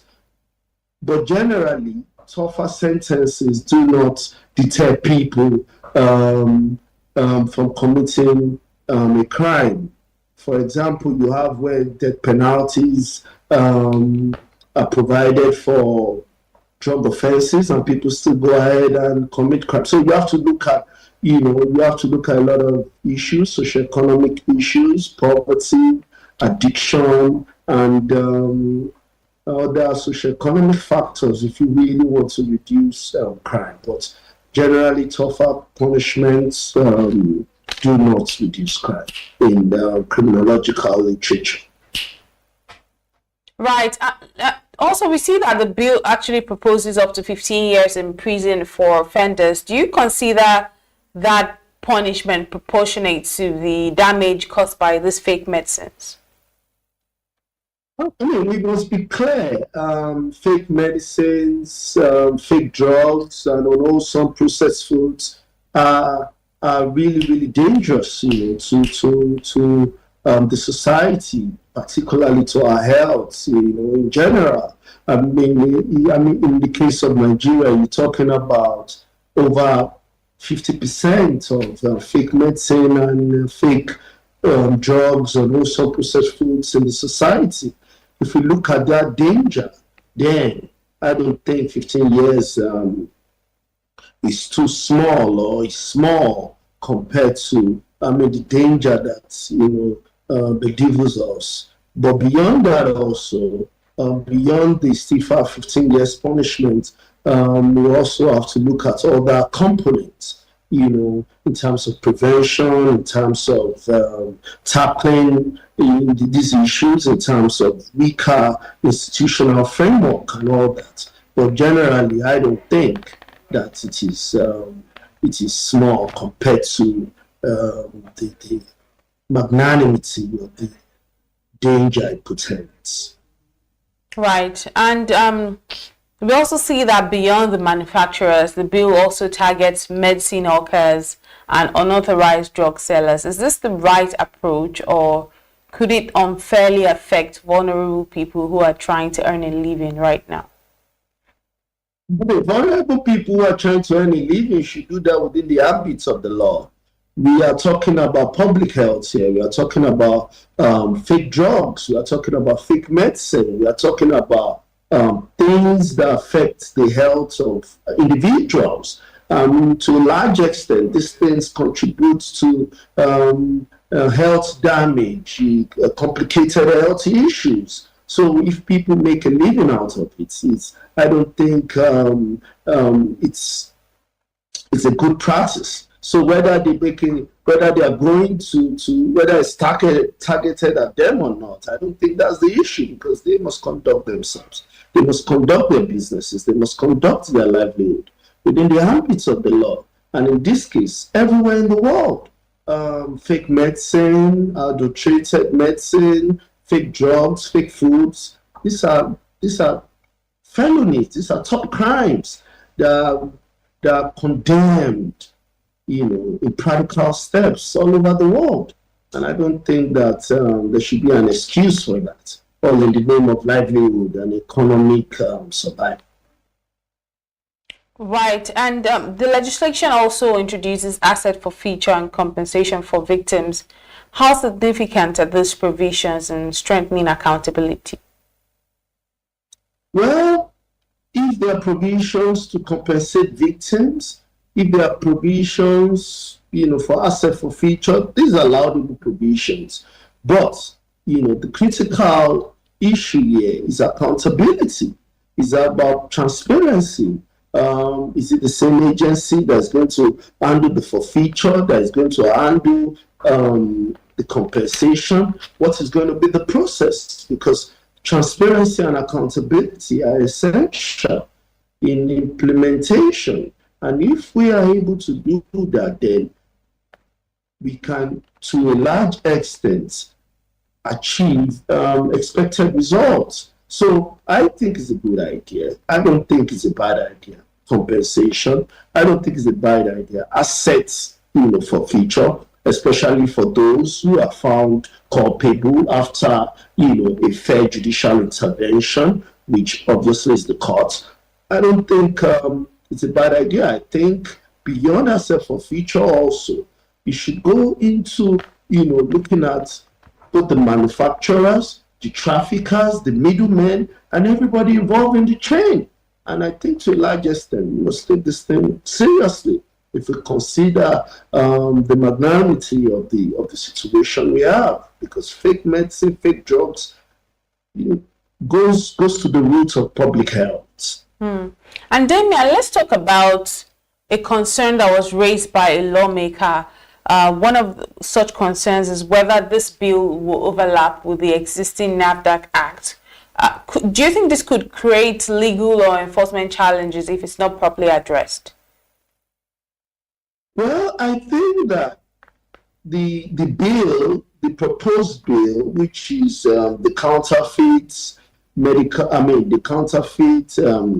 fake medicine and food and also processed bill, which is before the House, tends to repeal the 2004 Act. And to a large extent, I believe the NAFDAC Act is an enabling act which oversees the implementation and enforcement of the counterfeit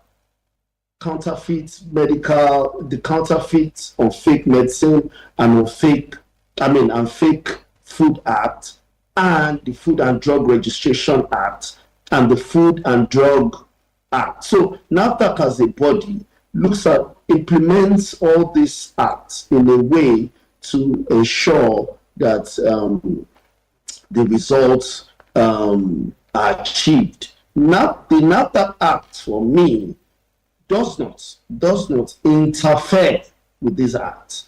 I think what the NAFDAC Act does is to structure an agency in a way that it can go ahead and function in a way to implement the provisions and the prohibitions in this act. So I think NAFDAC Act is an enabling act. But also, if you look at it, you will see that when it comes to production, transportation, sale of fake drugs, and etc., most of these provisions are also in the NAFDAC Act, because if you look at Section 24, functions and powers under the NAFDAC, functions and powers of NAFDAC under the Act, so you see that they have powers to do these things. But I think what this counterfeit bill is doing is to elaborate on, of course, the punishment by bringing it to 15 years, to also expressly prohibit online sales and advertisements and sale. So I think it's more elaborate than the NAFDAC. But in a large, I mean, to a large extent, I think the NAFDAC Act is an enabling act that gives NAFDAC the powers to be able to implement the prohibitions and provisions in this proposed bill. Right, and Damian, Nigeria's had anti-counterfeit laws for years now, but we still see fake drugs remaining widespread. What would you say has been missing? Is it stronger laws or stronger enforcement? Talk to us from a legal perspective. Obviously, you answered it. It's stronger enforcement. I mean, you can have all the laws if you do not have the enforcement muzzle. Is as good as no law. What we are saying over the years, we are saying porous borders, weak institutional capacity. We are saying corruption. We are saying inefficiency, and a whole lot. Yes, NAFDAC to a large extent should be credited for improving in its administrative processes over the years, but it's not enough. I mean, if you look at NAFDAC as a body, how many presence do they have in all the local governments in Nigeria? You know, if you look at NAFDAC as a body, you see that their roles, the enforcement roles, it interferes with customs, it interferes with the NDLEA and other bodies. So how well are they able, to synergize and work well with this? So the challenges have been more porous borders. NAFDAC has to work with customs, has to work with immigrations. You have weak institutions. So you have all these problems. So it's not the law. It's how NAFDAC can improvise and look for more effective ways in implementing these laws and ensuring that even within its rounds, it's able to curb, corruption and issues of bribery and extortion and maladministration and all those things, because these are essentials. When these things are there, then the law enables them to carry out the function. But most importantly, enforcement has to do with strong institutions and effective administrative system. You said something that struck me. You talked about the porous borders, and that brings me to my next questions, right? Especially because you mentioned porous borders. How important is intelligence gathering, border security, and technology in tackling the sophisticated networks behind this counterfeit medicine? Is there a role that technology can play better, or an intelligence? Well, technology is the new bride in modern administrative procedure. Whether you're talking about drug offices in the United States or in the UK, they try as much as possible to bring in a lot of technological innovations to curb these things. But then in Nigeria, we have very, very unique and peculiar situation, of course, in which even as rolled out into national security, we talk about porous borders, and I don't think NAFDAC has the capacity, to fix that. So it requires collaboration between Nigerian customs and NAFDAC, the Nigerian police and NAFDAC, the military and NAFDAC, in respect to border security.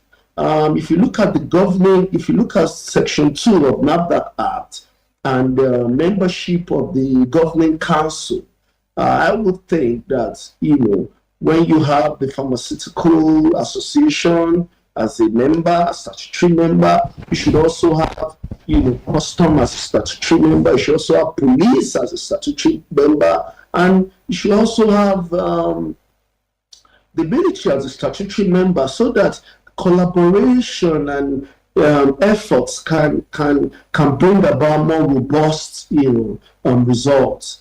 Because when we talk about imports, when we talk about imports of all these fake drugs and goods, they come in through the borders, and these are issues the customs have to deal with. So, so they have to work with the customs, they have to work with other, the port authority and other, agencies. And when there are loopholes, it has a trickle-down effect on their targets and results. So, in essence, NAFDAC as a body, as a regulatory body, can apply technology, can apply advanced technology in conjunction with Interpol, in conjunction with the United Nations Organization on Drugs and Crime. And I think there's a NAFDAC scratch, there's a NAFDAC process in respect to drugs, where you have NAFDAC scratch on a drug, and you can scratch it and send a message to that number to confirm the authenticity of the drug. Though it is limited to certain kind of drugs, I think the situation we have today, NAFDAC should consider introducing it to all kinds of drugs in Nigeria. And I think that this issue is serious because from reports, we can say that over 10,000 people die from fake drugs. Malaria drugs, essentially, in Nigeria. And if you have over 50% of fake drugs out there in the public, it calls for a national health emergency. In respect to technology, there are a lot of technology that can be devised, in doing so. One of them also is bringing down social media. It's working with social media platforms, working with owners of Facebook and TikTok, and see how you can curb this thing. So technology is very key in the 21st century. Damian, let's talk about e-commerce. The bill we see also seeks to regulate online sales of medicine. Now, with e-commerce growing rapidly, how realistic is enforcement in this digital space? Well, enforcement is possible depending on the administrative strategy and processes. In other climes, in the UK, for instance, they work with eBay, they work with social media platforms, they engage with online users, through the Yellow Card initiative. So when you talk about e-commerce, there are also other provisions in the Cyber Crimes Act, in the Federal Competitive and Consumer Protection Act that prevents unauthorized sale of fake drugs and all these things. So there are ways they can engage social media platforms. They can work with media practitioners and owners of this online technology network and see how they can interface with them. And definitely they can. The processes are there. The skills are there. The technology is there for them to work with, but they have to work in collaborations with social media platform, the NCDA and other, technology-driven societies. Now, from a public policy perspective, what are some of the additional reforms that should accompany this bill to genuinely protect Nigerians from counterfeit medicines? Well, for me, for NAFDAC to do more, it must first make an audit of itself, because is the regulator. It must first curb corruption. In NAFDAC. NAFDAC itself must be above board in respect to curbing corruption, bribery, extortion, and transparency in its operations. Secondly, it must engage staff from what it is. There seems to be low manpower, because if you look at the enormous tax before NAFDAC, I think NAFDAC should have offices in all the local governments. It should have a synergy whereby it is easier to report, crime. It is easier to record crime, it is easier to prosecute crime. So that it's, at every regional office and at every state office, the power is there to quickly and effectively act, under the NAFDAC's mandate. So I think corruption, of course, should be caught. Secondly, manpower, professionalism, manpower recruitment, professionalism, and of course, funding, because without funding, would they be able to get the technological skills and the equipment required to advance their cause and efficiently prosecute these issues. So I think basically, if they look around that and the administrative processes, they can be better. And finally, Damian, because we have to go now, if this bill eventually becomes law, what should ordinary Nigerians like myself expect to change? And what role should the consumers actually play in helping authorities tackle these fake drugs? Yeah, well, the law is as good as its implementation. If the implementation is not effective, the law is as good as no law. So I'm not really expecting much if enforcement and implementations are not geared in a way to bring about more results. Yes, the law is good. Stiffer punishment is good. The online capacity to chase online defaulter is good. But then I think that the enormous task rest on NAFDAC in ensuring that administrative processes and execution and implementation of this law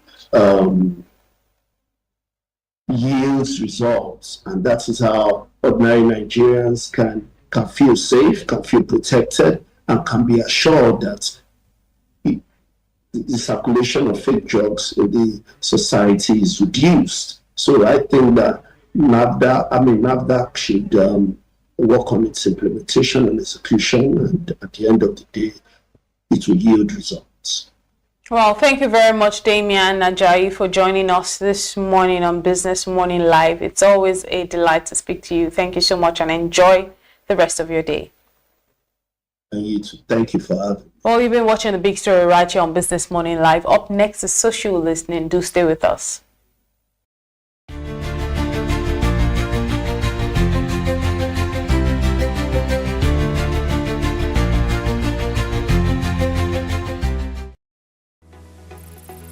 As Nigeria stands at a critical turning point, we move beyond the conversation of mere survival.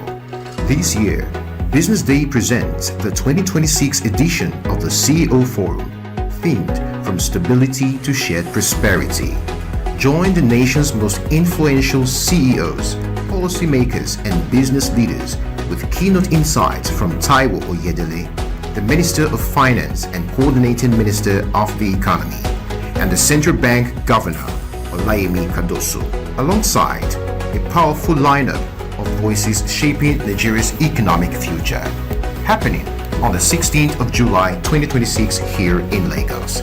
For more information, call Uchenna on 0809-645-3535 or Shegun on 0812-024-3167 or Daniel on 0802-756-4653.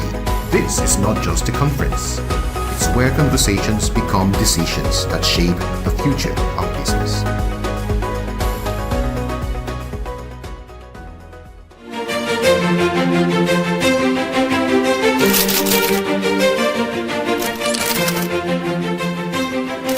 I am, of course, a great admirer of the impeccable credibility, professionalism, and business savviness of BusinessDay.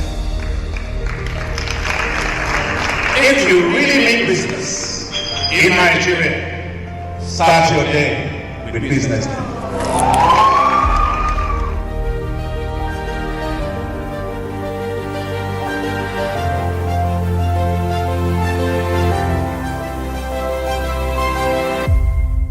Business Day is West Africa's leading provider of business intelligence and information, delivering premium content across diversified media platforms, including online, mobile, and print. Since its inception in 2001 with a weekly newspaper production, BusinessDay has expanded its reach to provide exclusive content accessible through print, mobile, and online channels. At BusinessDay, our mission is clear: to be the foremost provider of business and financial content, empowering readers to make informed decisions in Nigeria and Africa.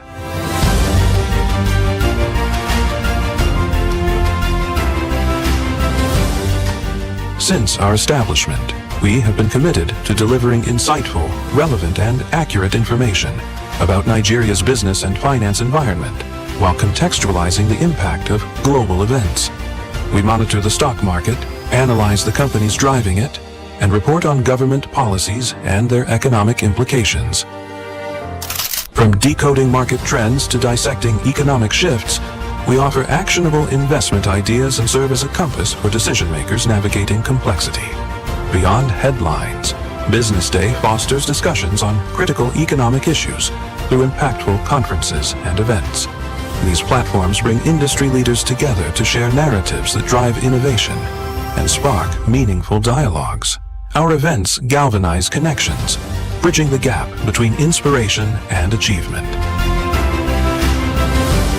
For businesses seeking visibility, our strong digital presence offers unparalleled opportunities, with millions of followers across social media and a dynamic website attracting visitors from within and outside Nigeria. BusinessDay is the ideal platform to boost visibility for your products and services.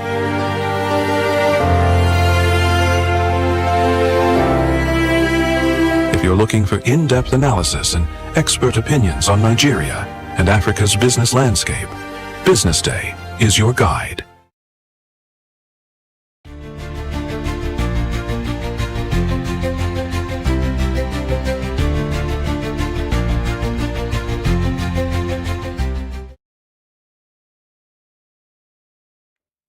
If it's sparking conversations, then we're bringing it to your seat. Welcome to the social listening segment, where we bring to you the stories, debates, and moments generating conversations across social media.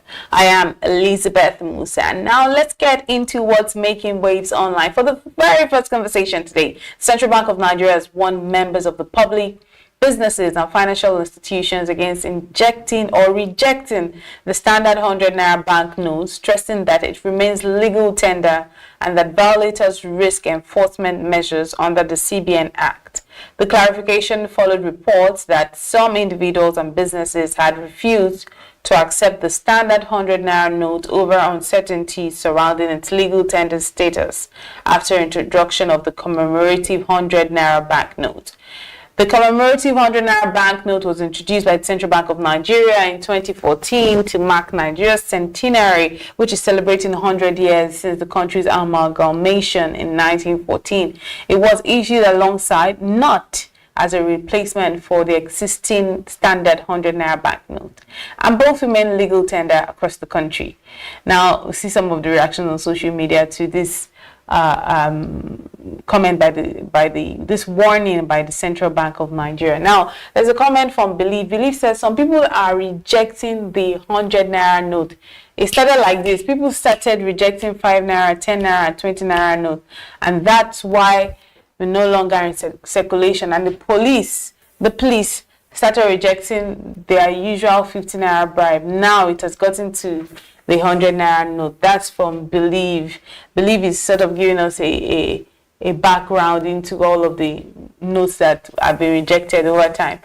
Awesome. EO Shomowo says it's not the people that's rejecting the note, but the hard economic impact that is forcing the note out of the economy. You hardly see what you can buy with the 50 naira and 100 naira notes. Don't even get me started on 5 naira notes. We have 5 naira notes still that are still legal tender, but you can't buy anything for 5 naira. We even have 20 naira notes. Don't even get me started on we were talking about 50, when we still have 5 naira notes that maybe they should just wipe out completely, because you can't even get anything for 5 naira. You can't get anything for 10 naira. You can't get anything for 20 naira. you hardly can get anything for 15 naira. It's crazy because there was a time when you could take, at least you could take basic bikes from maybe a estate gate to somewhere for 15 naira, but now you can't find a 15 naira bike. Now maybe you hardly even find 100 naira. It's mostly like 300 naira. Isn't that crazy? So I understand when people are a bit worried about getting the notes, because when you don't have any service or product for that amount, and it's as good as useless. But let's see some more reactions to that conversation on social media. Exactly my point. Alex says, what can the 100 naira note buy? The naira note is becoming useless. Common biscuits are sold from 200 naira and above. So what's the use of the 100 naira note?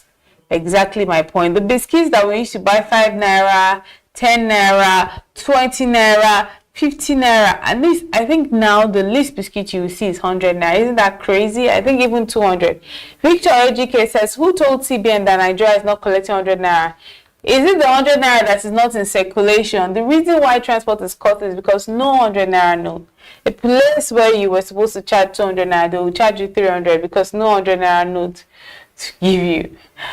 I agree with Victor. It's just crazy how our economy seems to be worsening and worsening by the day. And no matter how we try to sugarcoat it, that's the reality of things on ground. And it's the citizens that are groaning. Because even the Central Bank of Nigeria is talking about the fact that 100 naira is still legal tender. How many of them have things that they purchase that are 100 naira, or even services? Hardly, maybe none of them.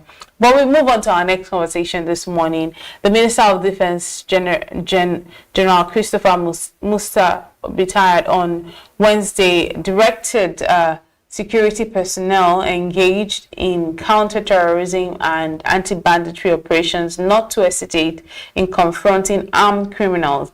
He warned that any operative who fails to act under the guise of awaiting orders will be treated as aiding the enemy.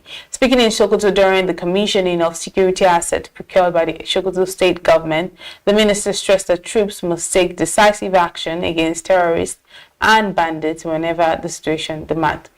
And he says, and I quote, he says, once you are deployed, do not wait for any order from anybody to shoot any bandit or any terrorist.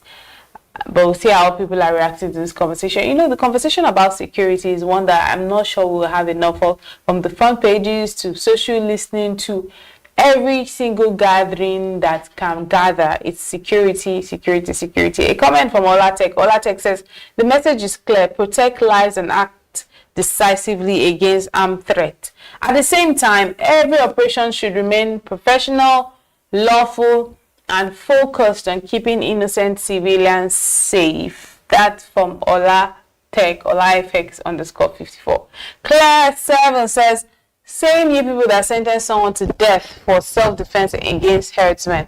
This country will never cease to amaze me. Shaking my head, and she covers her face. Do we have more reactions to this conversation on social media? And Imagine says, they are finally waking up. Make sure it's only bandits and terrorists you're shooting. No, that's very key. Very, very key. Imozeme Jacob says, soldiers shouldn't have to wait for phone calls before taking action against terrorists attacking innocent people. Also, it's time to end the idea of treating terrorists like prodigal sons and reintegrating them. Exactly. Justice, accountability, and public safety must come first. In fact, I have a simple saying that I like to say. I always like to say, where is the justice? It's lacking. It's missing. It's almost non-existent. And we are, as Nigerians, we are the ones that are fighting our battles ourselves. Even when these people come and say, you know what, the authorities come and say, oh, XYZ, XYZ, XYZ. How proactive are they? We have more of a reactive government as against a proactive government, which is really bad. So it puts you as a citizen, you have to be the one thinking a step ahead to find your solutions, to protect yourself, to preserve yourself in a country like this. And that's the reality of things, right? It's one thing to say this, is another thing to see how proactive the entire system is, because only one person can be proactive. It has to be an entire system, and we cannot continue to be reactive.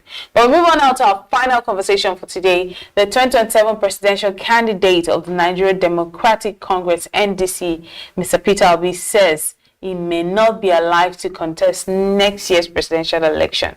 Mr. Obi, who is a former governor of Anambra State, disclosed this in a podcast interview with media personality Chude Jidonwo, which was posted on Facebook on Wednesday. That's a picture of Mr. Peter Obi. Now, during this interview, Mr. Jidonwo asked the NDC candidate whether there was any possibility that he would not fly the party's flag in the 2027 presidential election. Now, in his words, it says, and I quote, it says, "Not even a candidate. I might not even be alive, I'm telling you."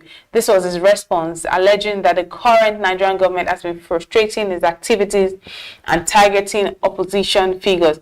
Now, this conversation has led to a lot of reactions online, with people asking, has he really got into that? We thought it was just politics. But has it got to the point where they're frustrating his businesses, frustrating his existence, almost even possibly killing him, according to what he had to say? I don't know if you have the video. We can just take a look at the video. But in the absence of that, we can just view some of the reactions on social media and see how Nigerians are reacting to this conversation. There's a comment from them, Mama Pikin. It says, Tinubu and APC are scared of Peter Obi because of the numbers of votes he used in winning the 2023 election. But they rigged it. The trauma has not left Tinubu and APC. God pass una. I agree. Do we have more reactions to this conversation? There's a comment from St. Vincent, says, these people know what they're doing.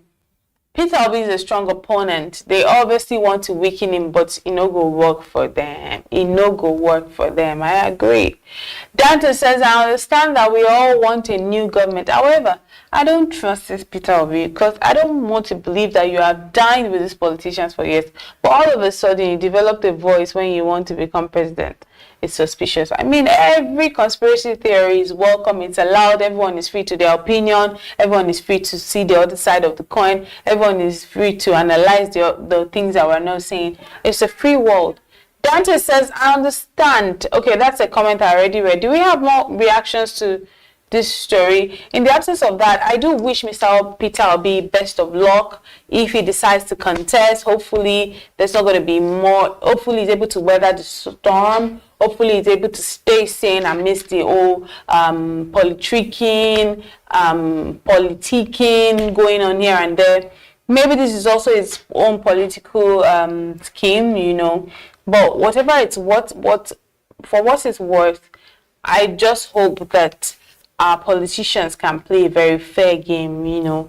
No need to try to frustrate Mr. Peter Obi's business. No need to try to, if you see him as so much of a strong opponent, then it says something that he's doing something right. So we might as well allow the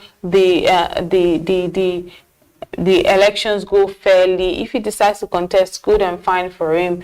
I'm not going to be a what they call it, a bishop or a pope saying that they're not going to rig the elections, but as much as possible, I would just enjoin or encourage just being a voice of the people to say that our authorities, our government officials, our politicians need to be more just, need to be more fair in how they look for power, need to be more particular about serving, not about just holding on to power or looking for power just for their own purpose. But I'll rest it here today. This has been as much as we could take this morning on the social listening segment right here on Business Morning Live.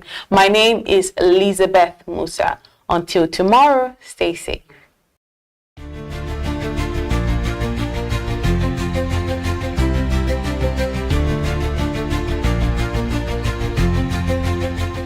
Attention business leaders. Want to make informed decisions?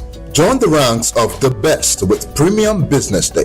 Access in-depth analysis and expert opinions to stay ahead.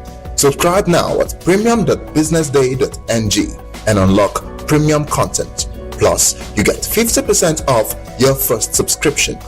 Don't miss out. Make smarter choices and seize new opportunities. Sign up now and elevate your business game. Visit premium.businessday.ng today. Pleasure of welcoming great supporters and friends from INMA. He's the president, and then of course L. Wilkinson, and then Doreen is heading the work in Africa.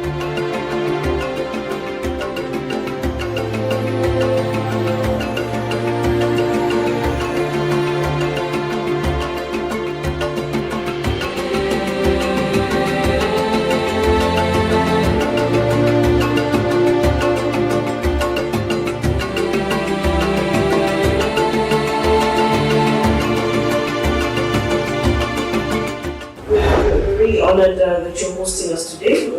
We look forward to a positive exchange of ideas and strategies to make our industry better.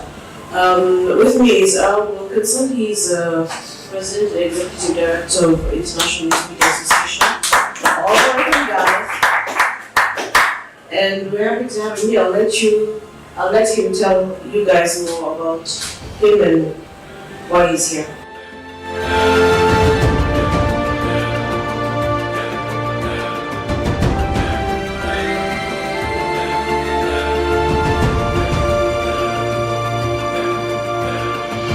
I would leave you with the idea about Business Days.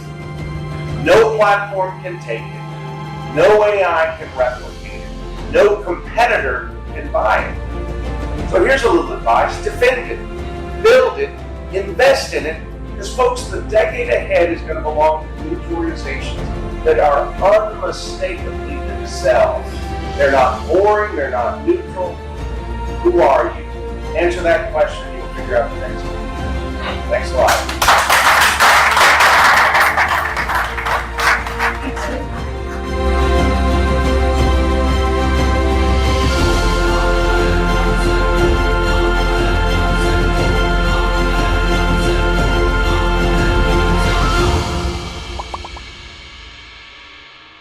For 25 years, Business Day has delivered credible journalism, intelligent analysis, and decision-shaping insights to Nigeria and Africa's business community.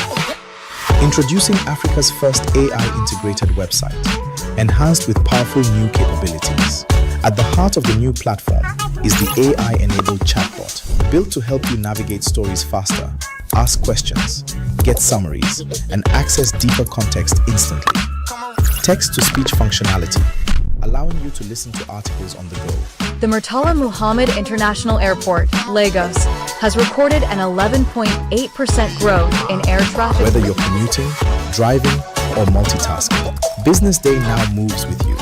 And with our new language translation feature, our journalism becomes even more accessible. You can select your preferred language, thereby expanding reach across diverse audiences in Nigeria, Africa, and beyond. This innovation reinforces our commitment to being not just a news platform, but also a smart, accessible, and future-ready business intelligence hub. As we celebrate 25 years of impact, we step confidently into the future, powered by technology, driven by credibility, and focused on you. Visit the new Business Day website today and experience the future of news.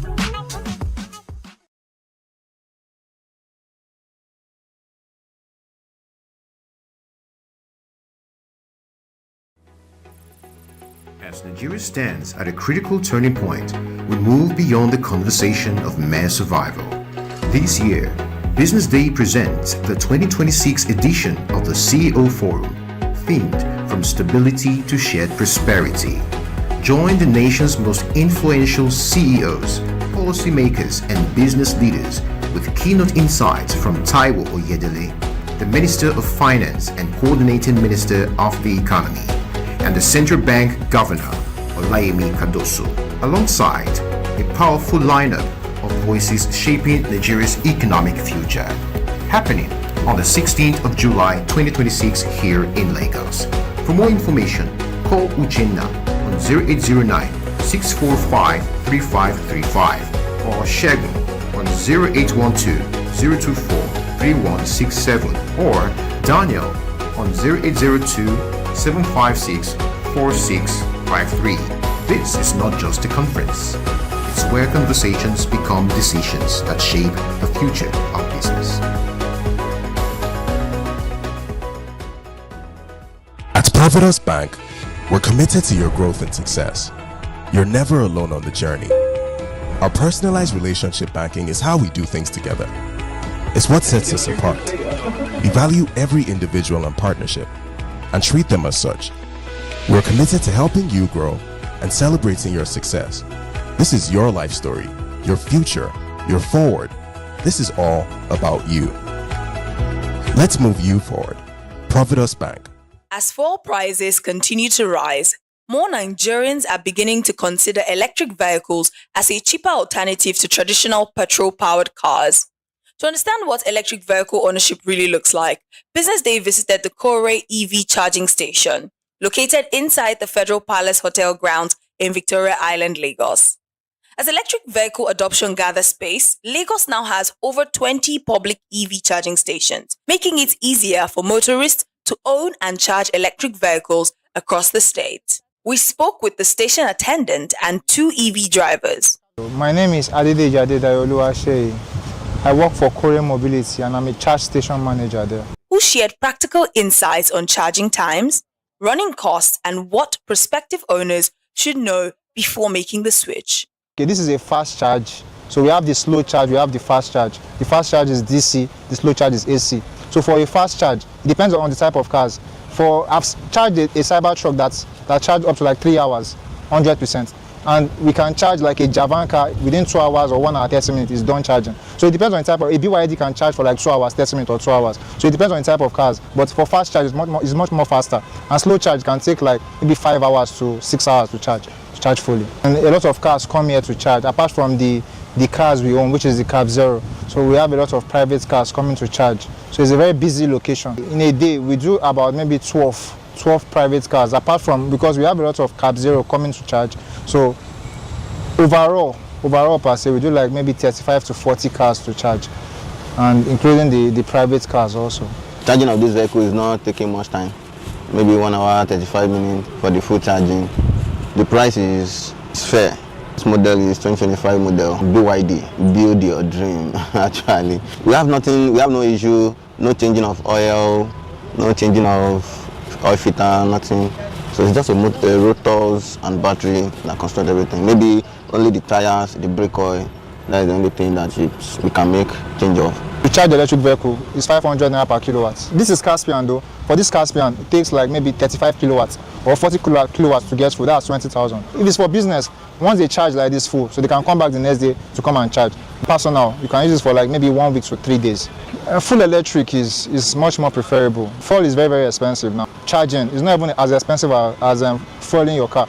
But for this one, you can charge for like maybe 10,000, 15,000, 20,000, and it can last you for a whole week. For personal use, it can last for a whole week. I'm not even talking about business. So this one, when it comes to the maintenance and the whole package of the car, is much more preferable than petrol car. In Kore, we sell electric vehicles. So what comes with buying vehicles from Kore is we also offer maintenance. So we're also responsible to maintain your cars for you. So the maintenance is like maybe the battery. They'll check the battery of the car. It's a very, very strong battery. So the longevity is very, very strong.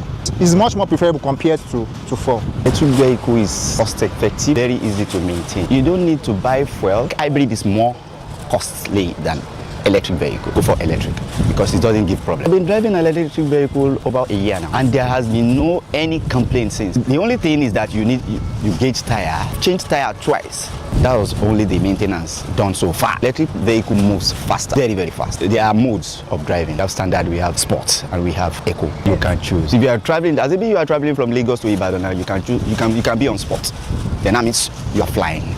While electric vehicles may require a higher initial investment, many drivers believe the lower operating costs make them a worthwhile option in today's economy. Akemini Obong reporting for Business Day. For more insights on electric vehicles, visit premium.businessday.ng. Would you choose an electric vehicle, a hybrid, or a petrol-powered car? Let us know in the comments.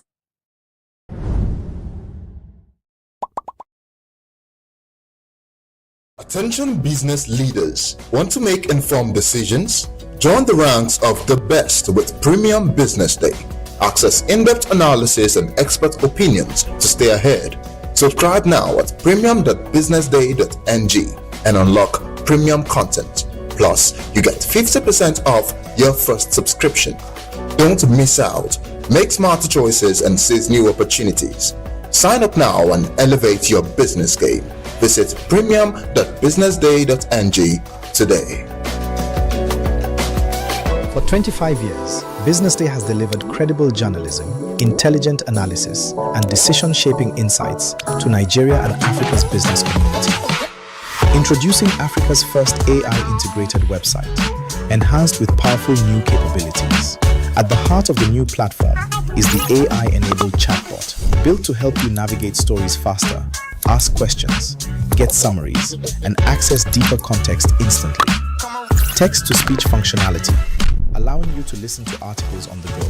The Murtala Muhammad International Airport, Lagos, has recorded an 11.8% growth in air traffic. Whether you're commuting, driving, or multitasking, Business Day now moves with you. And with our new language translation feature, our journalism becomes even more accessible. You can select your preferred language, thereby expanding reach across diverse audiences in Nigeria, Africa, and beyond. This innovation reinforces our commitment to being not just a news platform, but also a smart, accessible, and future-ready business intelligence hub. As we celebrate 25 years of impact, we step confidently into the future, powered by technology, driven by credibility, and focused on you. Visit the new Business Day website today and experience the future of news.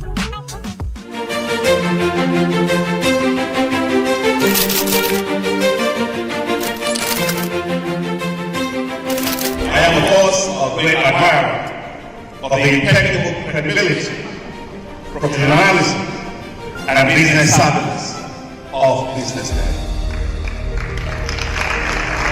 If you really mean business in Nigeria, start your day with Business Day.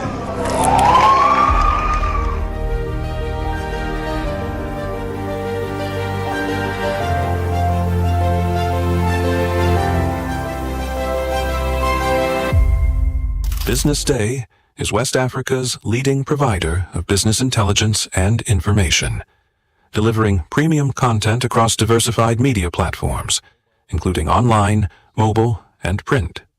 Since its inception in 2001 with a weekly newspaper production, Business Day has expanded its reach to provide exclusive content accessible through print, mobile, and online channels. At Business Day, our mission is clear: to be the foremost provider of business and financial content, empowering readers to make informed decisions in Nigeria and Africa.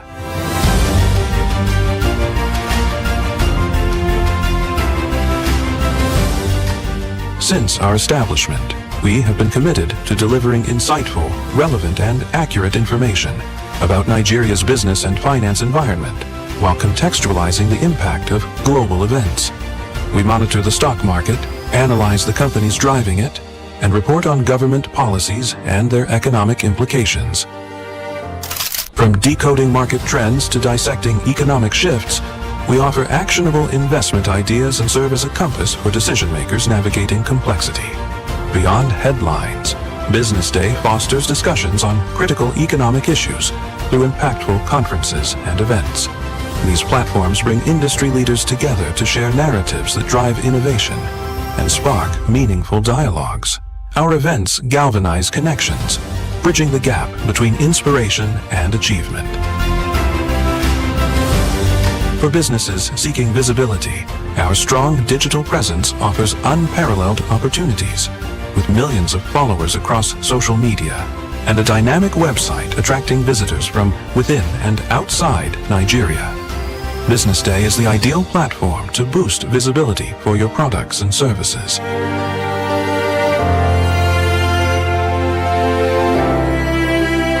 If you're looking for in-depth analysis and expert opinions on Nigeria and Africa's business landscape, Business Day is your guide.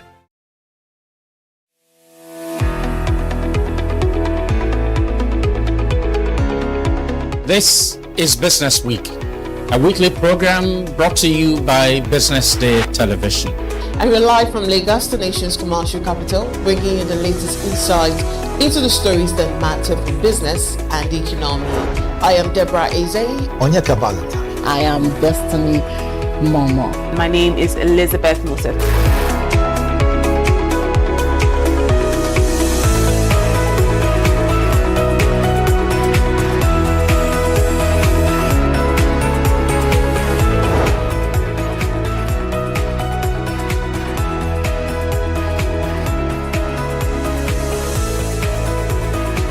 When you think of business, think no more, think Business Day. I know that Business Day Television will go places. It is the next big thing that will happen to the Nigerian media sector without a shred of doubt.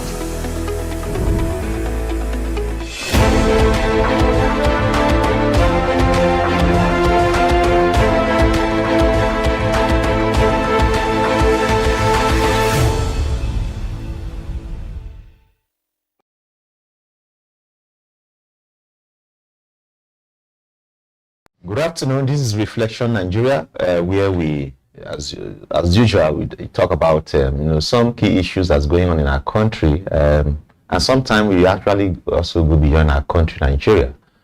Without wasting much of our time, I have with me in the studio two gentlemen together that we usually do this, and let me quickly introduce them. Mr. Zebulon Agomo, the Sunday editor of the Business Day newspaper, and of course. So I also have Mr. Matthew Chuka Uroku, who is the assistant editor here at Business Day. My name is Joshua Bassi, and today there are two key issues we'll be looking at.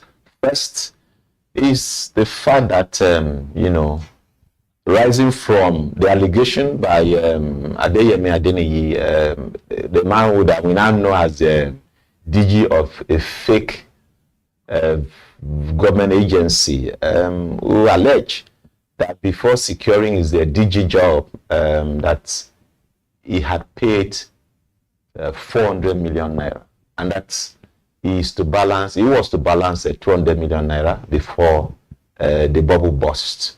The question we'll be asking today is that why is it always possible that for you to pay bribe, as it were, to get a government job?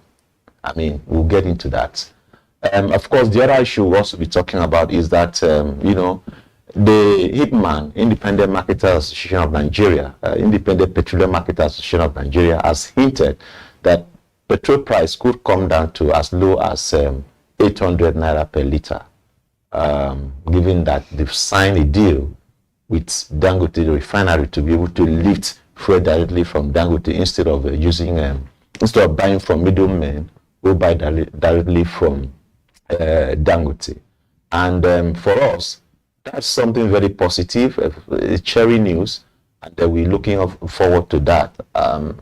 In fact, if you ask me, I would say that that should even start today, and they will bring the much needed relief to Nigerians who have been buying fuel at a very exorbitant price, and with all its negative implication on other things, given the fact that Nigeria is a fuel dependent economy. Gentlemen, you are welcome. Thank you much. Maybe we should start with the issue of Adeyemi, the man that we now describe as a fake, the DG of a fake agency. He alleged during a press conference that before he got the job, that he had paid 400 million naira, and that he was to pay 600 million naira total. He paid 400 million naira, and that, of course, he was to balance 200 million naira before the issue, like I said, before the bubble burst. Of course, the government has described that agency as fake, and that has described the man as fraud. And of course, we know that as we speak, the case is in court, so we may not actually go into the nitty-gritty of the case in court. But what's, for me, is curious, and I want us to look at is that, and I can confirm this, that during the era of the late President Muhammadu Buhari, may he so rest in peace, I had a contact with someone who said that he paid 5 million naira to be able to secure a job for his daughter with the Central Bank of Nigeria. And so my question really is that why is this the case in Nigeria? For those who do not have people, for those who do not have connection, but they also have people who are qualified for a job, where does this leave them? If people have to pay to secure government job, you know, and truly, it's not even because of Adeyemi now. It's just something that we see in this climate, that people pay to be able to secure, you know, government appointment. Zed, why is this so? Yeah, thank you so much, Josh, for inviting me.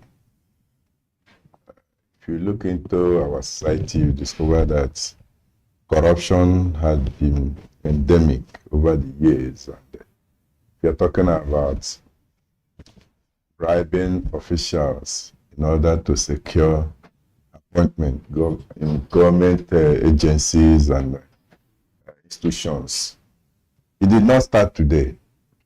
This has been happening.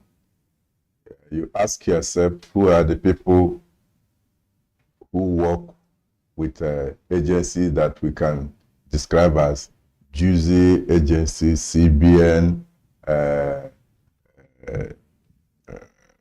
NNPC, many other places like that. So they are the children of bourgeoisie in society, children of political actors in the country, who it may not be that they bribe their way into such organization, but because of their political connections, they were able to get their children, their kid and kin into such places. We have seen people who, we've seen a recent altercation between Senator Adams Oshomole and the Senate President. So how the Senate President allegedly got job for her daughter and even the in-law into all those lucrative places. These things are widespread. Recently, there was a document that circulated online. Someone was alleging how they were paying billions of naira to get ministerial positions and other things in the current administration. So the woman became alarmed because the goalposts continued to be shifted. The promises never got realized. Meanwhile, they had paid, even in foreign currencies, some 500 million US dollars to secure some position. So you'll be wondering what is happening. So it's a corrupt society that has given vent for all this we are seeing. If you come to institutions of higher learning, you go to universities and all that, you see lecturers also doing the same, coercing female students to exchange themselves for marks and all that. Some people, recently, the outgoing JAMB registrar was sharing how some university vice chancellors are trading admission with money or for money, because he had to confront some of them, because pupils that has scored high marks that were ordinarily supposed to be on the first batch were denied admission until he intervened. So it's all over the place, and it's unfortunate that these things are happening. Yeah, if you come to the issue, I think that the federal government is not saying all the truth that it should be saying about it, because if such a thing should be happening in government, it means that there are a lot of things going on that have not been unaided. So let Adeyemi's case be what is let it be a pointer to the fact that we are sitting on even worse situations, because there are many things going on that AME's case should begin to unfold, begin to unearth, begin to tell the government that if this thing can succeed to this level, how many years now that the man have been operating and have been interfacing with the government and with other people from outside the country, with even the SGF, Secretary to the Government of the Federation, interfacing with the EFCC chairman and all that, the highly placed people in government. So if he had been carrying on without anybody discovering what had been happening, means that a lot of things may be going on that the government needs to sit up to it. Thank you, Zeb. Chuka, what's your take on this? Like he said, beyond that, like I said earlier, beyond just Adeyemi, the president, DJ of the they now describe as a fake, Presidential Foreign Investment Promotion Council. The man said the guy who they go between him and the office of the chief of staff to the president is late now. They say the man was mysterious. Is now dead. But he said 400 million. He paid 400 million naira. And the question is, why would anybody pay as much to secure a government job? Oh, thank you so much. Allegedly, anyway. Yeah, I mean, thank allegedly. you for the This is still allegation. Yes. But if you hear that somebody pays money to get job, it means he's buying corruption. He's perpetuating corruption. That if I can part with this much, so whatever I see on my way, I take in the course of the doing the job. Because for him it was an investment. 600 million, and he accepted. The man already assessed the situation and said, I think this is what I'm going for. And with the name presidential investment promotion. So you can imagine that maybe contracts or transactions to be involved in that kind of office will run into billions of naira. So why not just part with 600, and in 2-3 transactions you recoup what you have given. If the man is talking about 400 million naira, he may have got 10 times over since he entered into that job till now. So it is not surprising to anybody, just as my colleague has enumerated areas where this kind of thing happen, including places like have higher institutions that are supposed to be a center for excellence. If anybody is going to university, for instance, you don't go there to say, let me try my luck. It is your brilliance, it is your intellect or your intellectual capacity that qualifies you for a place in the university.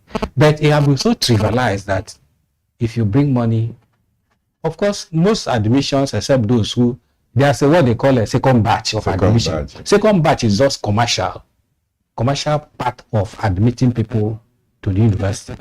Though after the first batch, any other, and anything after the first batch, including going to school, going for youth service, you have to part with something for you to be able to be part of that batch. So a lot of things are happening in this country that, like he said, this one is just an eye-opener to all of us, and to even the presidency. But one thing you have to note about the current government, unlike the Buhari government that was always telling you that they were fighting corruption, this government has never come to tell you that, oh, we are fighting corruption openly. So if you hear corruption mentioned around them, I think it's just like, oh, we never told you we are coming to fight corruption. So what are you bothered about? And then this is involving the person that is supposedly the next to the president, the chief of staff to the president. So see how the connection is so high, and that tells you that at the end of the day, this case may not even see the light of day. When you talk about it, something bigger than that will happen tomorrow, and all of us will just focus on the new or worse incident, and then the whole thing will just, before you know it, It's swept under the carpet. And it goes larger than we are even talking about, because if it were in a society where, oh, you are a president and things like this are happening under your watch, it's enough to deny you of your next opportunity to come back as president. But here, the thinking is that whether it is good or bad, the president is settled. The president he will come back. Or somebody was citing instances of where such things were happening, and people were asked to leave the office. But the chief of staff is still there till tomorrow. Ordinarily, if the president wants to investigate this witty allegation, they will ask the person who is a major culprit, a major suspect, not culprit, a major suspect in this to give way. Let us step aside. Let us look at this. If your hands are clean, you come back. If it's not, you just go from there. And many people have already gone at the even ministerial level. So for me, it is very, very disappointing that we are carrying some of these things. For you to get a job in a country, and anybody who is getting job means it is given that the person is qualified for the job. So why do you give money in order to secure that kind of job? It still speaks to the kind of society that we find ourselves. It's a corrupt, shameless society where people in high places don't mind that their names are being bandied about on television, in newspaper, everywhere, social media. But they're not worried. They carry on as if nothing is happening. Zeb, whether this allegation is true or not, whether indeed Adeyemi Adeniyi actually paid money to be able to be appointed to be appointed DG of this agency or not, or whether what we are even hearing about is whether it's true or not, whether it's the fraud as alleged by the government, or whether indeed government or officials were part of this deal as it were. So let's look at, even for a country like Nigeria, especially a situation where you have a president always getting out of the country, going to other country to see how can we investors to come to Nigeria so what do you think is the implication? Because investors, especially foreign investors, will actually look at what is going on in the country. What does this say about our ability to be able to actually get investors to come here? I must say frankly that there is nothing surprising again in Nigeria. Anything that should go wrong has gone wrong in Nigeria. So nobody gets alarmed at anything again in the country. So, and the so-called investors we are trying to woo from our side, they know us. As it is said, they have seen us finish. So nobody deceives anybody today that somebody will be looking at Nigeria and saying what is happening there. There is nothing that is new here. So, and the government knows that Nigerians are no longer fooled. Nigerians are no longer alarmed. There is nothing that will happen today. They say, this is the worst has happened. They have seen the worst. So, if anything happens tomorrow, that maybe other parts of the world will say, can this thing happen in a place where human beings exist? They're no longer in Nigeria. Because what is happening in Nigeria, what has happened in Nigeria in the last 3 years were enough for people to empty themselves on the street. But everybody were so quiet. Nigerians had been conquered. I was speaking with a senior lawyer who told me that we are all like animals that have been locked up in cage and the keys were thrown away. We cannot help ourselves. Is it that bad? It's bad.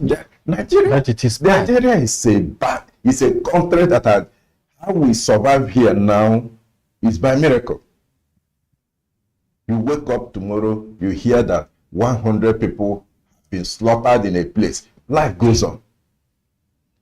You wake up tomorrow and you hear that 50 people have been abducted, have been kidnapped in a community. Everybody moves on and begin to celebrate the next minute. And even school children. School children have been in the bush somewhere in rainy season in Ogbomosho community for over how many weeks now? Life goes on.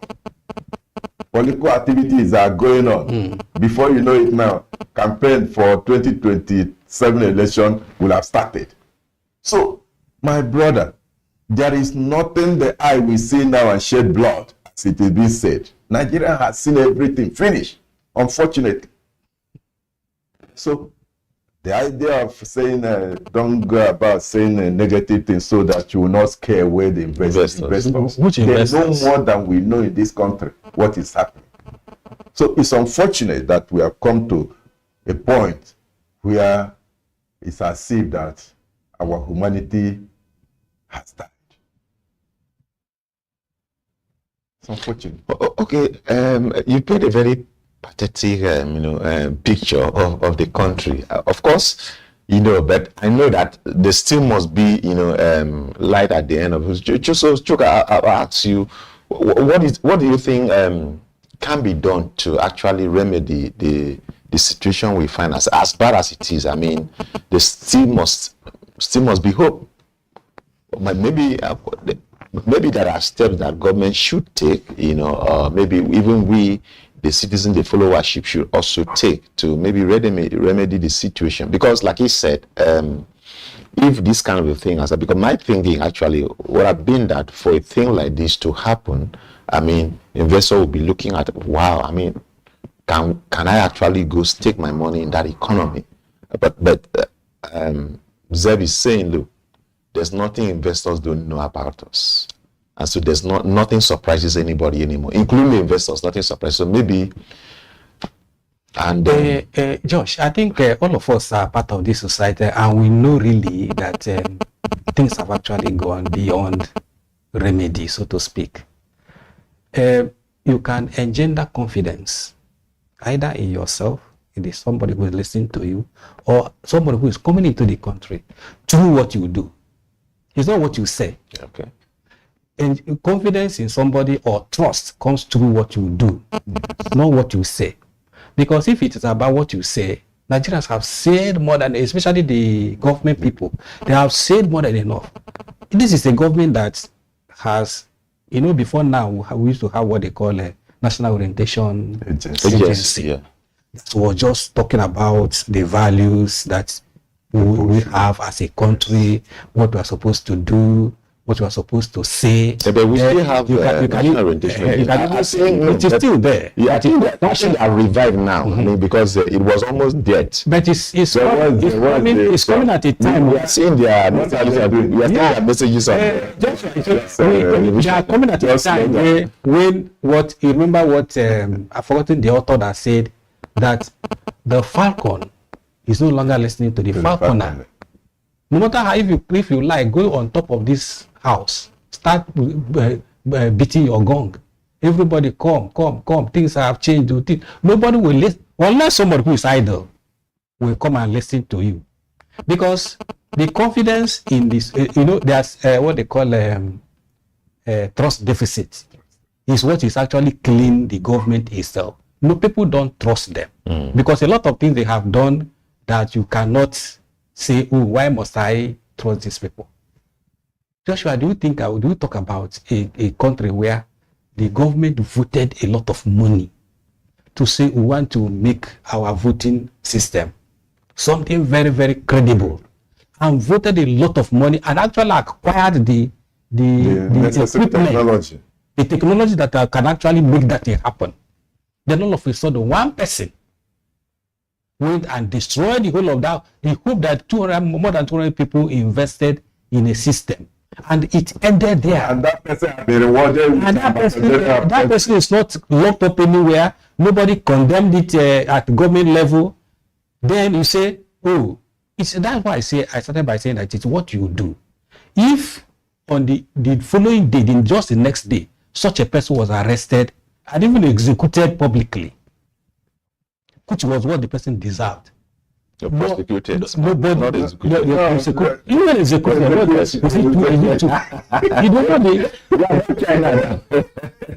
the damage.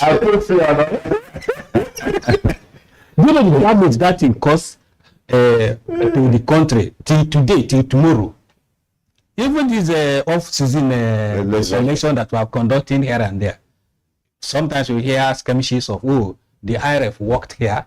Oh, he did what the Beavers. Yes, actually the beaver that he worked here. Oh, he didn't work here, and they have created a loophole for them that if it doesn't work, just resort to manual. Yes. Don't understand.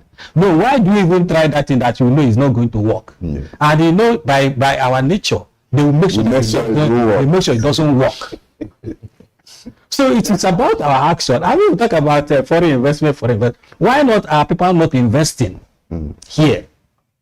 Because that confidence we don't even have confidence in ourselves that even in our economy that is going to work. Why are we not investing in this economy? We have very big people who can invest massively in this place, but they're not investing. Then we are going out to call on other people. But I like this government. The government knows that he knows his shortcomings. Did you hear government in the last 2 years saying that they're going to look for foreign investors? Yeah, but the president has been traveling out, and a lot of time we hear that. So just like sometimes we go this really for this. No, but seriously, this government that I mean, you see, you don't need to travel to go and look for investors to invest in your country. As I said, let me tell you, the foreigners know us more than yes, because the company where we work, people hear about Business Day, people hear about other newspaper houses. So people would rather come and work here because of the kind of things they see about us. If you go out like Philip Isakba used to do, to ring the bell at Apple Junction, job. You see the number of response that you get here. Because people see what you do. Yes. See some of these things we do in this company, a lot of people are attracted and interested in them. Yes. They are not being here. We have never gone out one day to say, please come and help us in business. People just see what you do and say, oh, we can be part of what you are doing. We can associate with you. All right. So these are the kind of things companies should be doing. Not by saying it, we need action. All right. To convince people, to engender confidence, to bring trust. The trust deficit within the country is unrivaled. So you don't tell people, you don't go about even what you should be doing here. It is what you do. Getting about and say you are looking to investors. So it is about what you do. What do you do inside? Transparency, accountability. That people see that are observable. People see them and say, "Oh, this is a place to go." Yes, subject your and judiciary also. How are they carrying about? Still, that's what because if you bring your business, like in an area where this real estate where I operate, people, if you ask any average landlord, especially those who build houses for as business, they tell you that, oh, if a tenant refuses to pay, what do I do? How do I even recover my property from him? Okay, if the tenant resists that, so don't take me to court. Tenants will always say, take me to court because they know it will never end.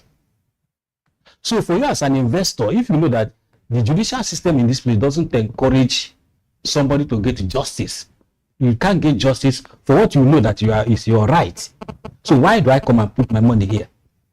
Especially in the property that I'm talking about. Somebody is supposed to pay you maybe 10 million every year for renting your commercial property. He will pay only once. Subsequent years, he say, I don't have money. And you see the person making money. He said, will take me to court. And you find that is the only place for you to get get justice. You go there and then you can even what do they call it in the law court? How they push your case? Adjourn your case for continuously. So you really encourage another investor who is your brother to say, oh, come to Nigeria that investment opportunities there here. So that's the thing, my brother, is about what do we do, not what you say. But just maybe before we just wrap up on this, we haven't even talked about what should be the role of the National Assembly in all of this. Because, see, because it is important. There's a reason why in a democracy, why we have the executive, the legislature, and the judiciary. I mean, we just touched on the judiciary, but let me also ask you, even in the case of Adeyemi, right? I mean, we're talking about a budget of 1.3 billion that was, approved for that agency, for the fake agency that went through the process through the National Assembly. So why was this not discovered? So I don't know what the current National Assembly, the 10th National Assembly. I would like to ask you, how do you see the 10th National Assembly? Are they doing the job? So let me interrupt you. You see, from day one, the National Assembly, the 10th National Assembly misunderstood having a good relationship with the executive for being a rubber stamp for the executive. They really misunderstood that. From day one, the National Assembly has not been relevant to Nigerians. That institution has been laid. Today, it's a dead institution. Nothing is coming out for Nigerians. And anybody deceiving himself that there's a National Assembly in Nigeria as it is being constituted today is making a serious joke. There is nothing like National Assembly. Because if you are talking about National Assembly should scrutinize whatever, whether it's bill or whether it's motion coming from anywhere, whether it's coming from the executive or not. There must be scrutiny. There is nothing. What they call checks and balances. What we have talked about now, the approval of this budget, 1 something for Adeyemi, fake agency. There are some people who may have colluded. They may know that this thing is also a phantom cancer. And they, because of what, of course, if they approve, you have to give them something. And that is the racket going on. So it's a racketeering chamber. So there is nothing going on at the National Assembly as far as I'm concerned. So it's a waste of time. So for many Nigerians, National Assembly is a huge joke. And many of the members are not always there. Apart from not being there, some of them may have traveled for what they call oversight functions and all this. Constituency. As a whole, that institution as it is today is not serving Nigeria. All right, thank you, gentlemen. This we're going a short break now. When we come back, very quickly, we look at the other, topic, which is the likelihood of petrol coming down, the price of petrol coming down to 800 as maybe hinted by marketer. We'll see whether that will actually happen. We've gone a short break. When we return, we speak on the petrol, price drop, possibility of the price drop of petrol.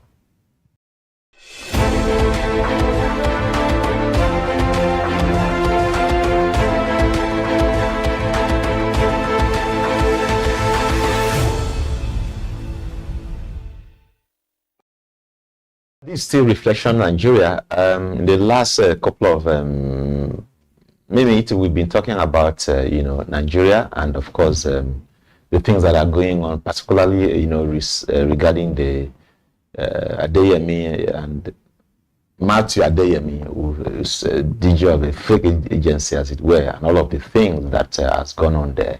But very quickly before we wrap up, gentlemen, let us look at the statement credited to the president of IPMAN, Shetima, who is saying that Abubakar Shetima, who is saying that following their agreement they've signed with the Dangote refinery, that Nigeria might likely see fuel price drop to about 800 naira or even less, according to him. And that for me is something that we should be happy about, given that for 3 years, for almost 3 years now,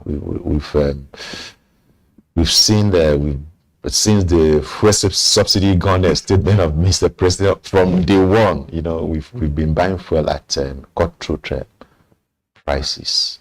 So, Chuka, let me start with you. How do you see this statement by Abubakar Shetima, president of Hipman, and following the agreement they've signed with the Dangote refinery? Well, let me just quickly say that it's a good development, depending on when and how it is going to be implemented. We have a tradition in this country where if prices go up, marketers will welcome it and implement it immediately. But when it goes down, they start having challenges, adjusting to the new price. So if it is implemented, that's a good luck for Nigerians, because it will affect almost all aspects of our lives, especially living condition, movements, and even operations of many companies. So it's good. It's something very good. But let us not just, like my friend will always say, let us not clap with one hand. We still have to clap with one hand at the moment, because we don't know how long that is going to last. This is a country where for anything that happens outside it, even outside our shores, we feel it more than the people who are in those places. And that's how we found ourselves almost buying a fuel for almost 2,000 naira some months back. I must say that 800 naira per liter is not Christmas party, but we are hailing it and celebrating because of where we are coming from. But if we take our minds back to where we were before this government, and maybe the one before it, before the removal of fuel subsidy, before fuel subsidy, this 800 naira could fill the tank of a small vehicle, or you can use it to run your generator for overnight. But here we are, buy 1 liter of fuel and you go to the filling station, the attendant will also shortchange you upon that high cost of fuel. So, in a nutshell, it's a very good development, but we pray it is implemented and implemented quickly. Yeah, Zeb, we actually that downstream sector has been actually deregulated in the summer. So, but of course, the Minister of Petroleum Resources, Heineken, Minister of State for Petroleum Resources, oil, Heineken, actually saying, look, the fact that the market has been deregulated doesn't mean that the marketers should engage in profiteering. I mean, somehow they should consider the fact that once the prices of crude comes down at the international market, that should also reflect in the pump prices of refined product. They've been going back and forth, but this is also coming. It's like the president of Hipman is actually saying, because he said, look, before now, their problem has been that being able to buy directly from Dangote, but that they've been middlemen who they buy from them, so they have to add another. At the end of the day, it is the consumers that suffer from this. Positive development, you may say, but let me hear your take on what it is that you think, whether this will actually go through, and that we will be able to benefit from this. Yeah, the meeting was a very good one, but beyond meeting, beyond all that were said at the meeting, Nigerians are waiting to see the implementation, the reality of that, because I listened to some of the people who were at the meeting up to this morning. It may not take effect in the immediate. Yes. Because some people who have old stock, we still need to dispose of their old stock. And that is also the problem we normally have. Nigerians are always saying that when the prices go up, they adjust quickly. When it comes down, that is marketing strategy also, because if you have stocks that are huge, you don't just adjust downward because you are going to incur a huge loss. But if you can quickly adjust them, if you adjust because you make money, you make money. You make money, and also don't forget that you are no longer going to get back your stock at the prices with which you bought the ones you had. So if you are going to market again, you are going to get something at the going prices that will be higher than what you got. Yeah. So those are some of the considerations that. So don't forget also that some people are importing fuel into the country now. So what Nigerians want from Dangote and the importers and the marketers actually is that to put a human face to these things. Just like the minister has said, we know that everybody wants a margin that will be favorable, but they should also consider Nigerians, that Nigerians are going through a lot. Imagine buying fuel, the pump price of fuel was 195 when Buhari left, and we were all shouting. But now we have bought fuel and we are buying fuel over 1,000. So that has impacted on every other thing that we are doing in this country. So it would be nice not even to see fuel come down to 800. If we can come back to 500, that would be a great achievement for this government. So we are waiting to see the talk being implemented and come to reality for the good of every one of us and for the good of the country. Yeah. Thank you so very much. Yeah, for the good of every one of us, for the good of the country. We look forward to seeing the fuel price, come down to 800. If it goes even below 800, it's all good for Nigerians, and we will all smile. And then, given that in the last 3 years, look, it's been tough since first subsidy gone statements. So. All right, thank you so very much, gentlemen. And thank you for having us. As usual, it's been Reflections Nigeria, and thank you for viewing. And please go to the comment section and then type your comment there. We'd like to hear from you. Thank you. My name is Joshua Bass.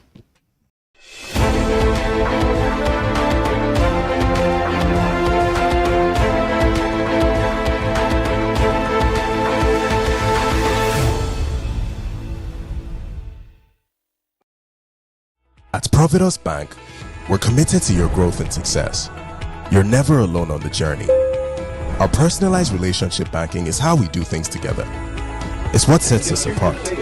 We value every individual and partnership and treat them as such. We're committed to helping you grow and celebrating your success.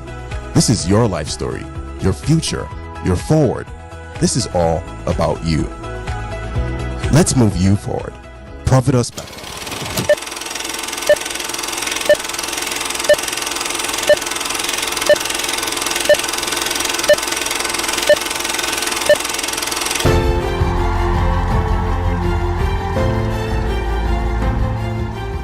People say time flies when you're enjoying yourself, and I think that's the story of Business Day. 25 years ago, Frank set out to build something Nigeria did not yet have in full measure.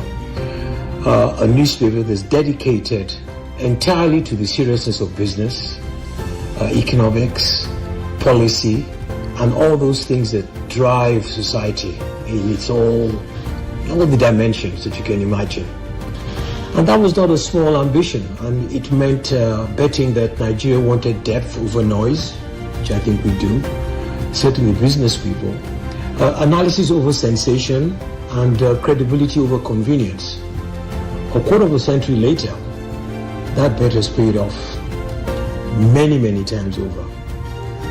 I think it's fair to say Business Day has become required reading for boardrooms, policymakers, investors, and anyone serious about understanding where the Nigerian economy is headed at any point in time. And what strikes me most, sitting in a privileged position as a member of the editorial board, is the consistency of the paper's character. Business Day has never chased the easy headline, and we debate this.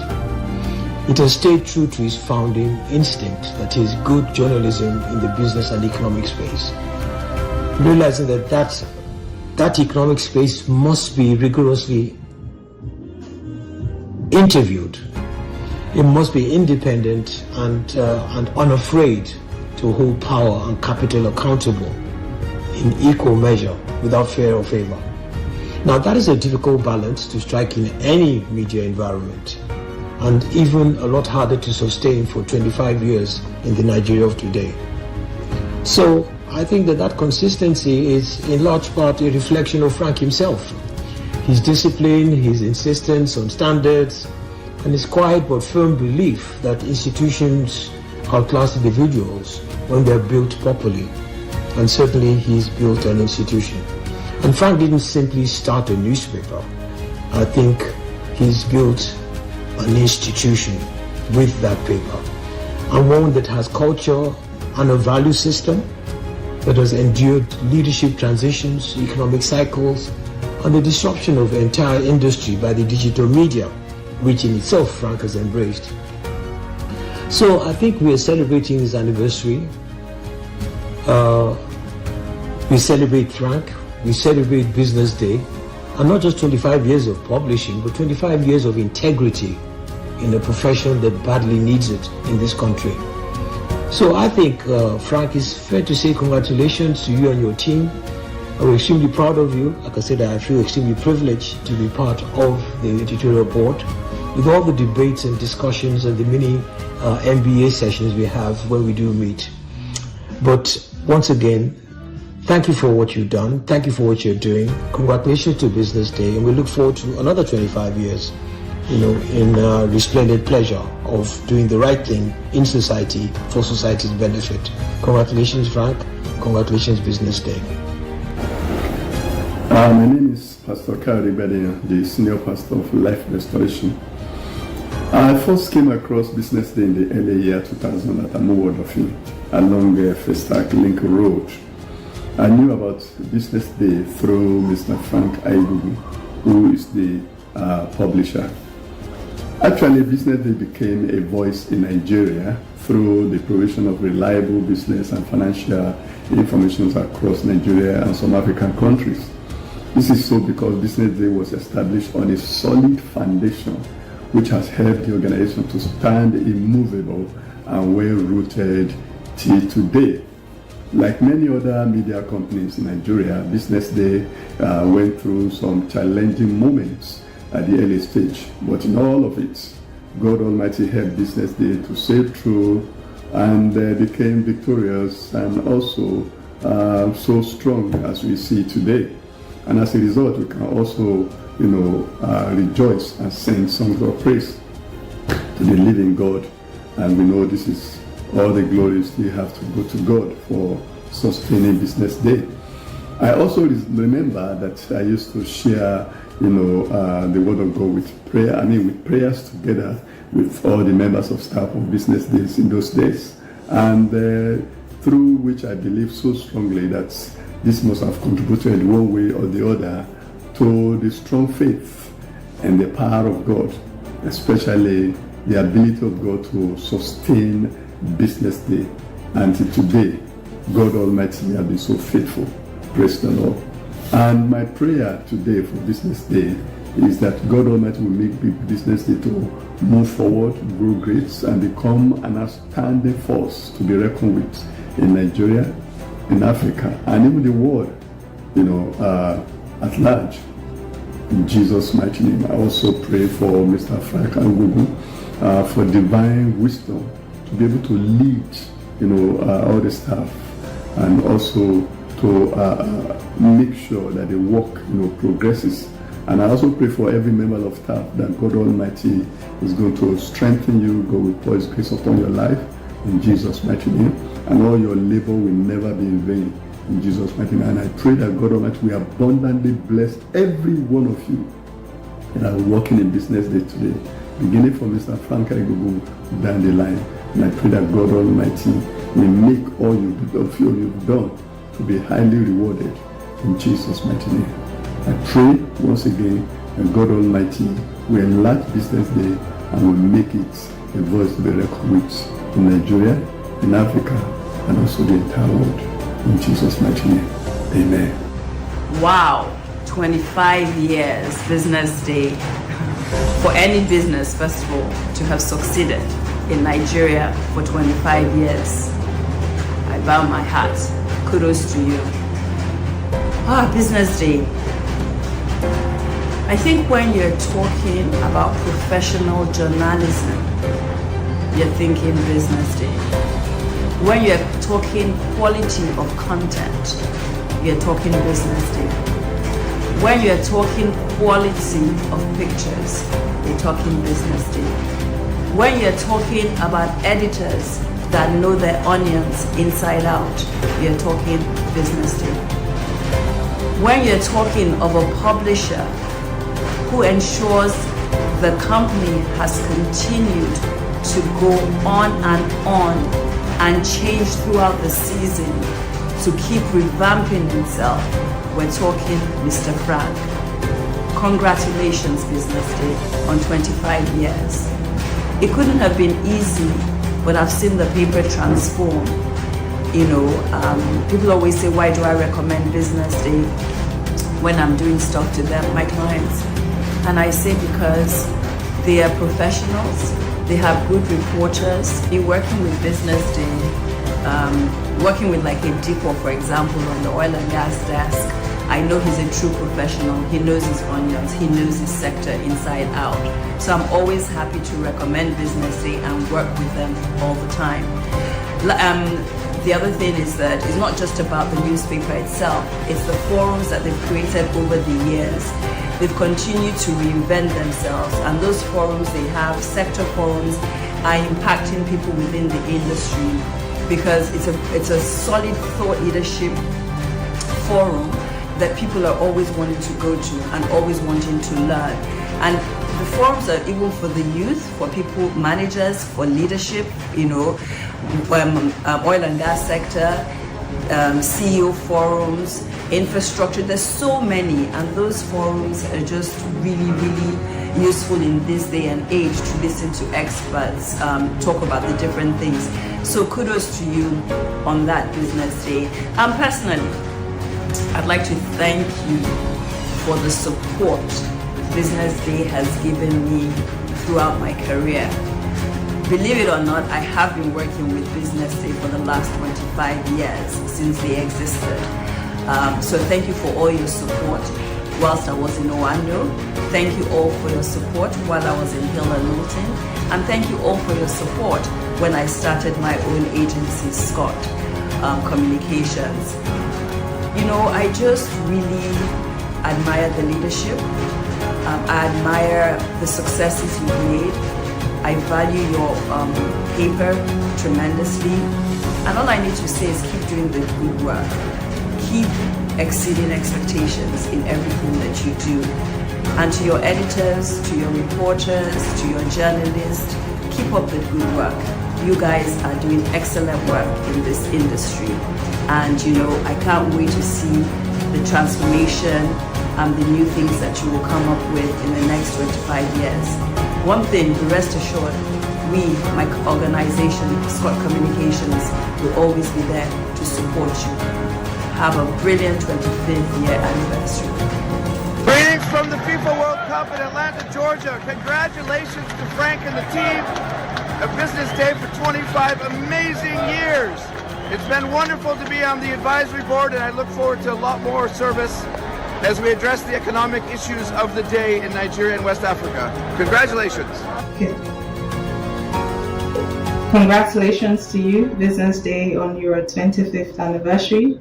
On behalf of Forbes Mazar, I celebrate you on this remarkable milestone, and thank you for the valuable partnership that we have shared over the years. 25 years is a great feat. I mean, you've been a trusted voice in business journalism. You've been shaping conversations, and we are definitely proud of all that you have achieved, all that you have accomplished, and we're looking forward to even more shared success with you, and wishing you all the very best in the future. And cheers to Business Day.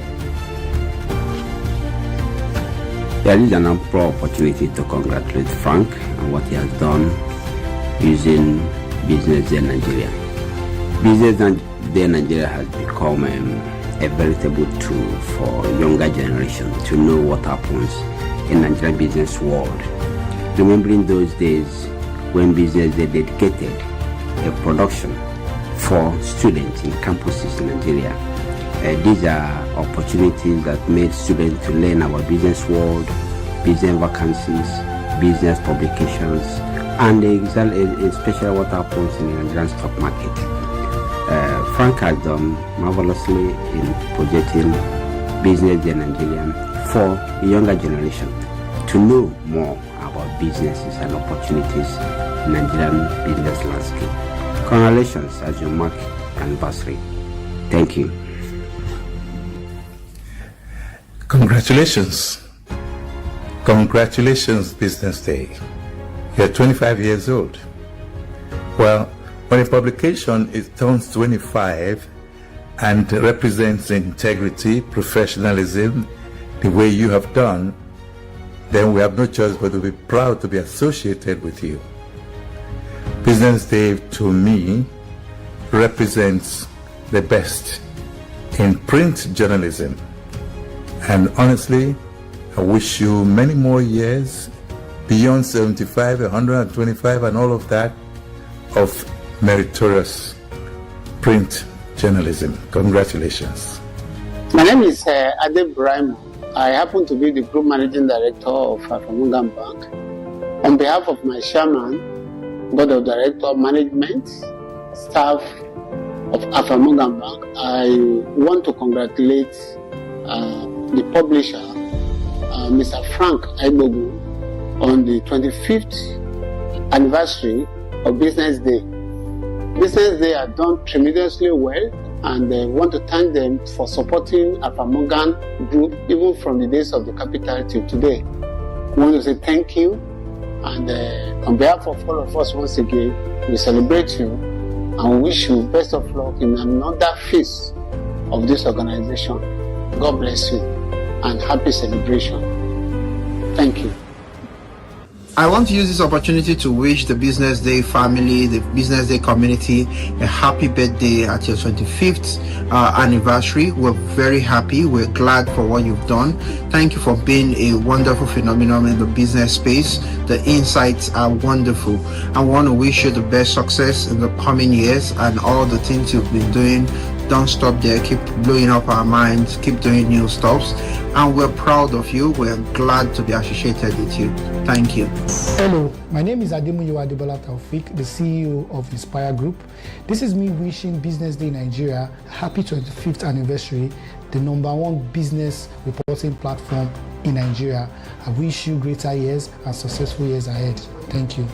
When I think about what BusinessDay has meant, not just to the business community in Nigeria, but to that in West Africa as well, and how well BusinessDay has told their economic story, you realize that 25 years feels like a long time, but also not such a long time. I've been reading BusinessDay now, pretty much from the beginning, back to when it was still a weekly. And for nearly a decade now, I've also had the privilege of sitting on the editorial advisory board of the newspaper. And it has given me a front row seat, one that enables me to see just how much care and rigor has gone into the preparation of every single edition. And what I've always admired about BusinessDay is the commitment to being extraordinary, to never settling for being just another paper. And at a time like this, when you set out to do certain things, BusinessDay has been able to do with depth, with integrity, with independence, to bring this to business journalism in a market that has badly needed these qualities. It's really a tremendous and fantastic achievement. That commitment to getting the story right, even when it makes the story is so much harder to tell, is one that is rare, and it is what has earned BusinessDay the trust and the respect that it has in the market today. At a time like this, it would be really remiss not to mention Dick Kramer and what he brought, our first editorial advisory board chairman, what he brought to BusinessDay. Sadly, he's no longer with us, but he brought a rigor and an integrity to sittings of the board, to the discussions of the board, to the intensity with which we sat and we had engagements that has set the tone for everything that we have done ever since, and the way in which we work on the editorial advisory board. Thankfully, that has continued under the leadership of Dr. Emo Ishweli. But Dick's fingerprints are still very much on the standard that he set, that he built, to which we still hold ourselves committed to upholding. So we must always remember him with love and with real gratitude. And then, of course, there's Frank. Frank Agbogun, whom I've known since I joined the board, maybe even before I joined the board, nearly 10 years ago. What strikes me most is his consistency. The same vision, the same tenacity, the same commitment to excellence, which he had 25 years ago, and he still has even till today. Building something that is this durable, as Business Day has now become in a media landscape that is this unstable, it takes real guts, real tenacity, real conviction, and Frank has it in spades. So much so till now. So to Frank, to the memory of Dick Kramer, to the people at Business Day who have stayed and made it what it is, I raise a toast to them all. Thank you for the vision. Thank you for carrying the vision forward. I say congratulations, and of course, here is to the next 25 years. Business Day, 25 years of shaping impactful decision. Pleasure of welcoming great supporters and friends from INMA. He's the president, and then of course L. Wilkinson, and then Doreen is heading the work in Africa.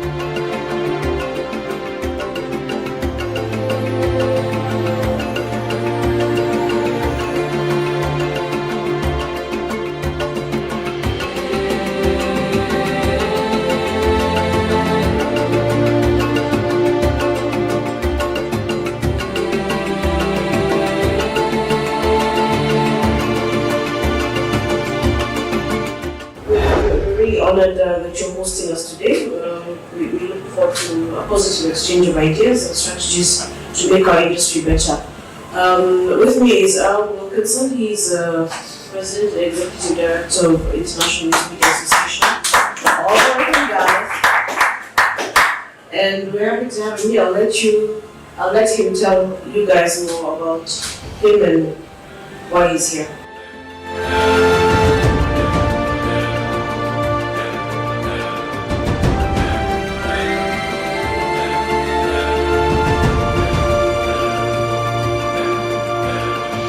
I would leave you with the idea about Business Day.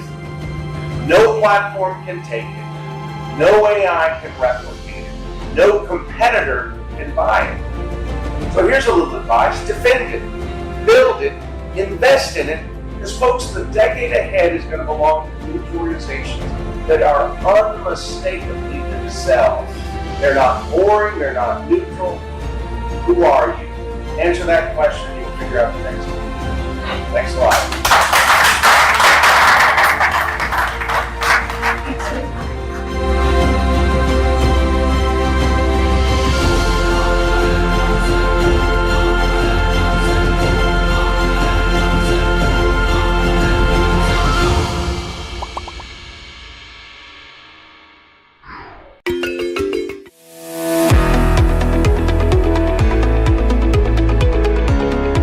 This is Business Week, a weekly program brought to you by Business Day Television. And we're live from Lagos, the nation's commercial capital, bringing you the latest insight into the stories that matter for business and the economy. I am Deborah Eze. Onyeka Valentine. I am Destiny Momo. My name is Elizabeth Musa.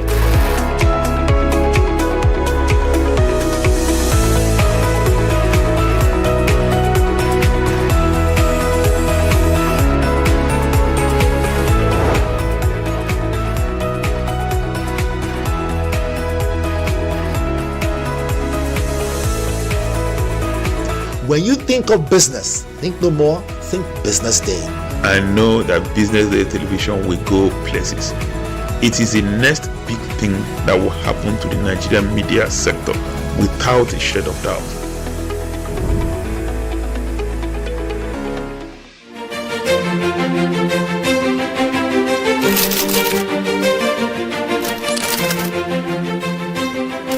I am, of course, a great admirer of the impeccable credibility, professionalism, and business savviness of BusinessDay. If you really mean business in Nigeria, start your day with BusinessDay.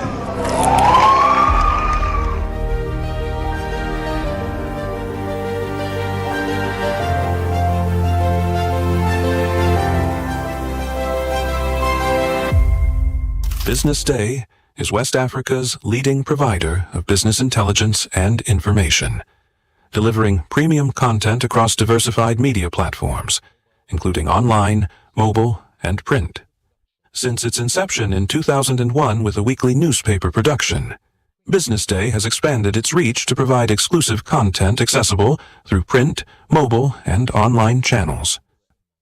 At BusinessDay, our mission is clear: to be the foremost provider of business and financial content, empowering readers to make informed decisions in Nigeria and Africa.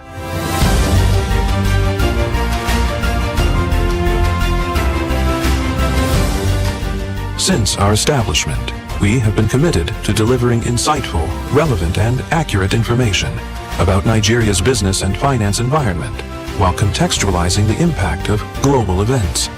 We monitor the stock market, analyze the companies driving it, and report on government policies and their economic implications. From decoding market trends to dissecting economic shifts, we offer actionable investment ideas and serve as a compass for decision makers navigating complexity. Beyond headlines, BusinessDay fosters discussions on critical economic issues through impactful conferences and events.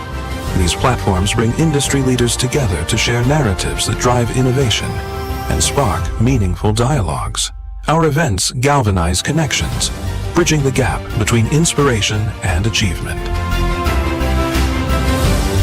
For businesses seeking visibility, our strong digital presence offers unparalleled opportunities, with millions of followers across social media and a dynamic website attracting visitors from within and outside Nigeria. BusinessDay is the ideal platform to boost visibility for your products and services.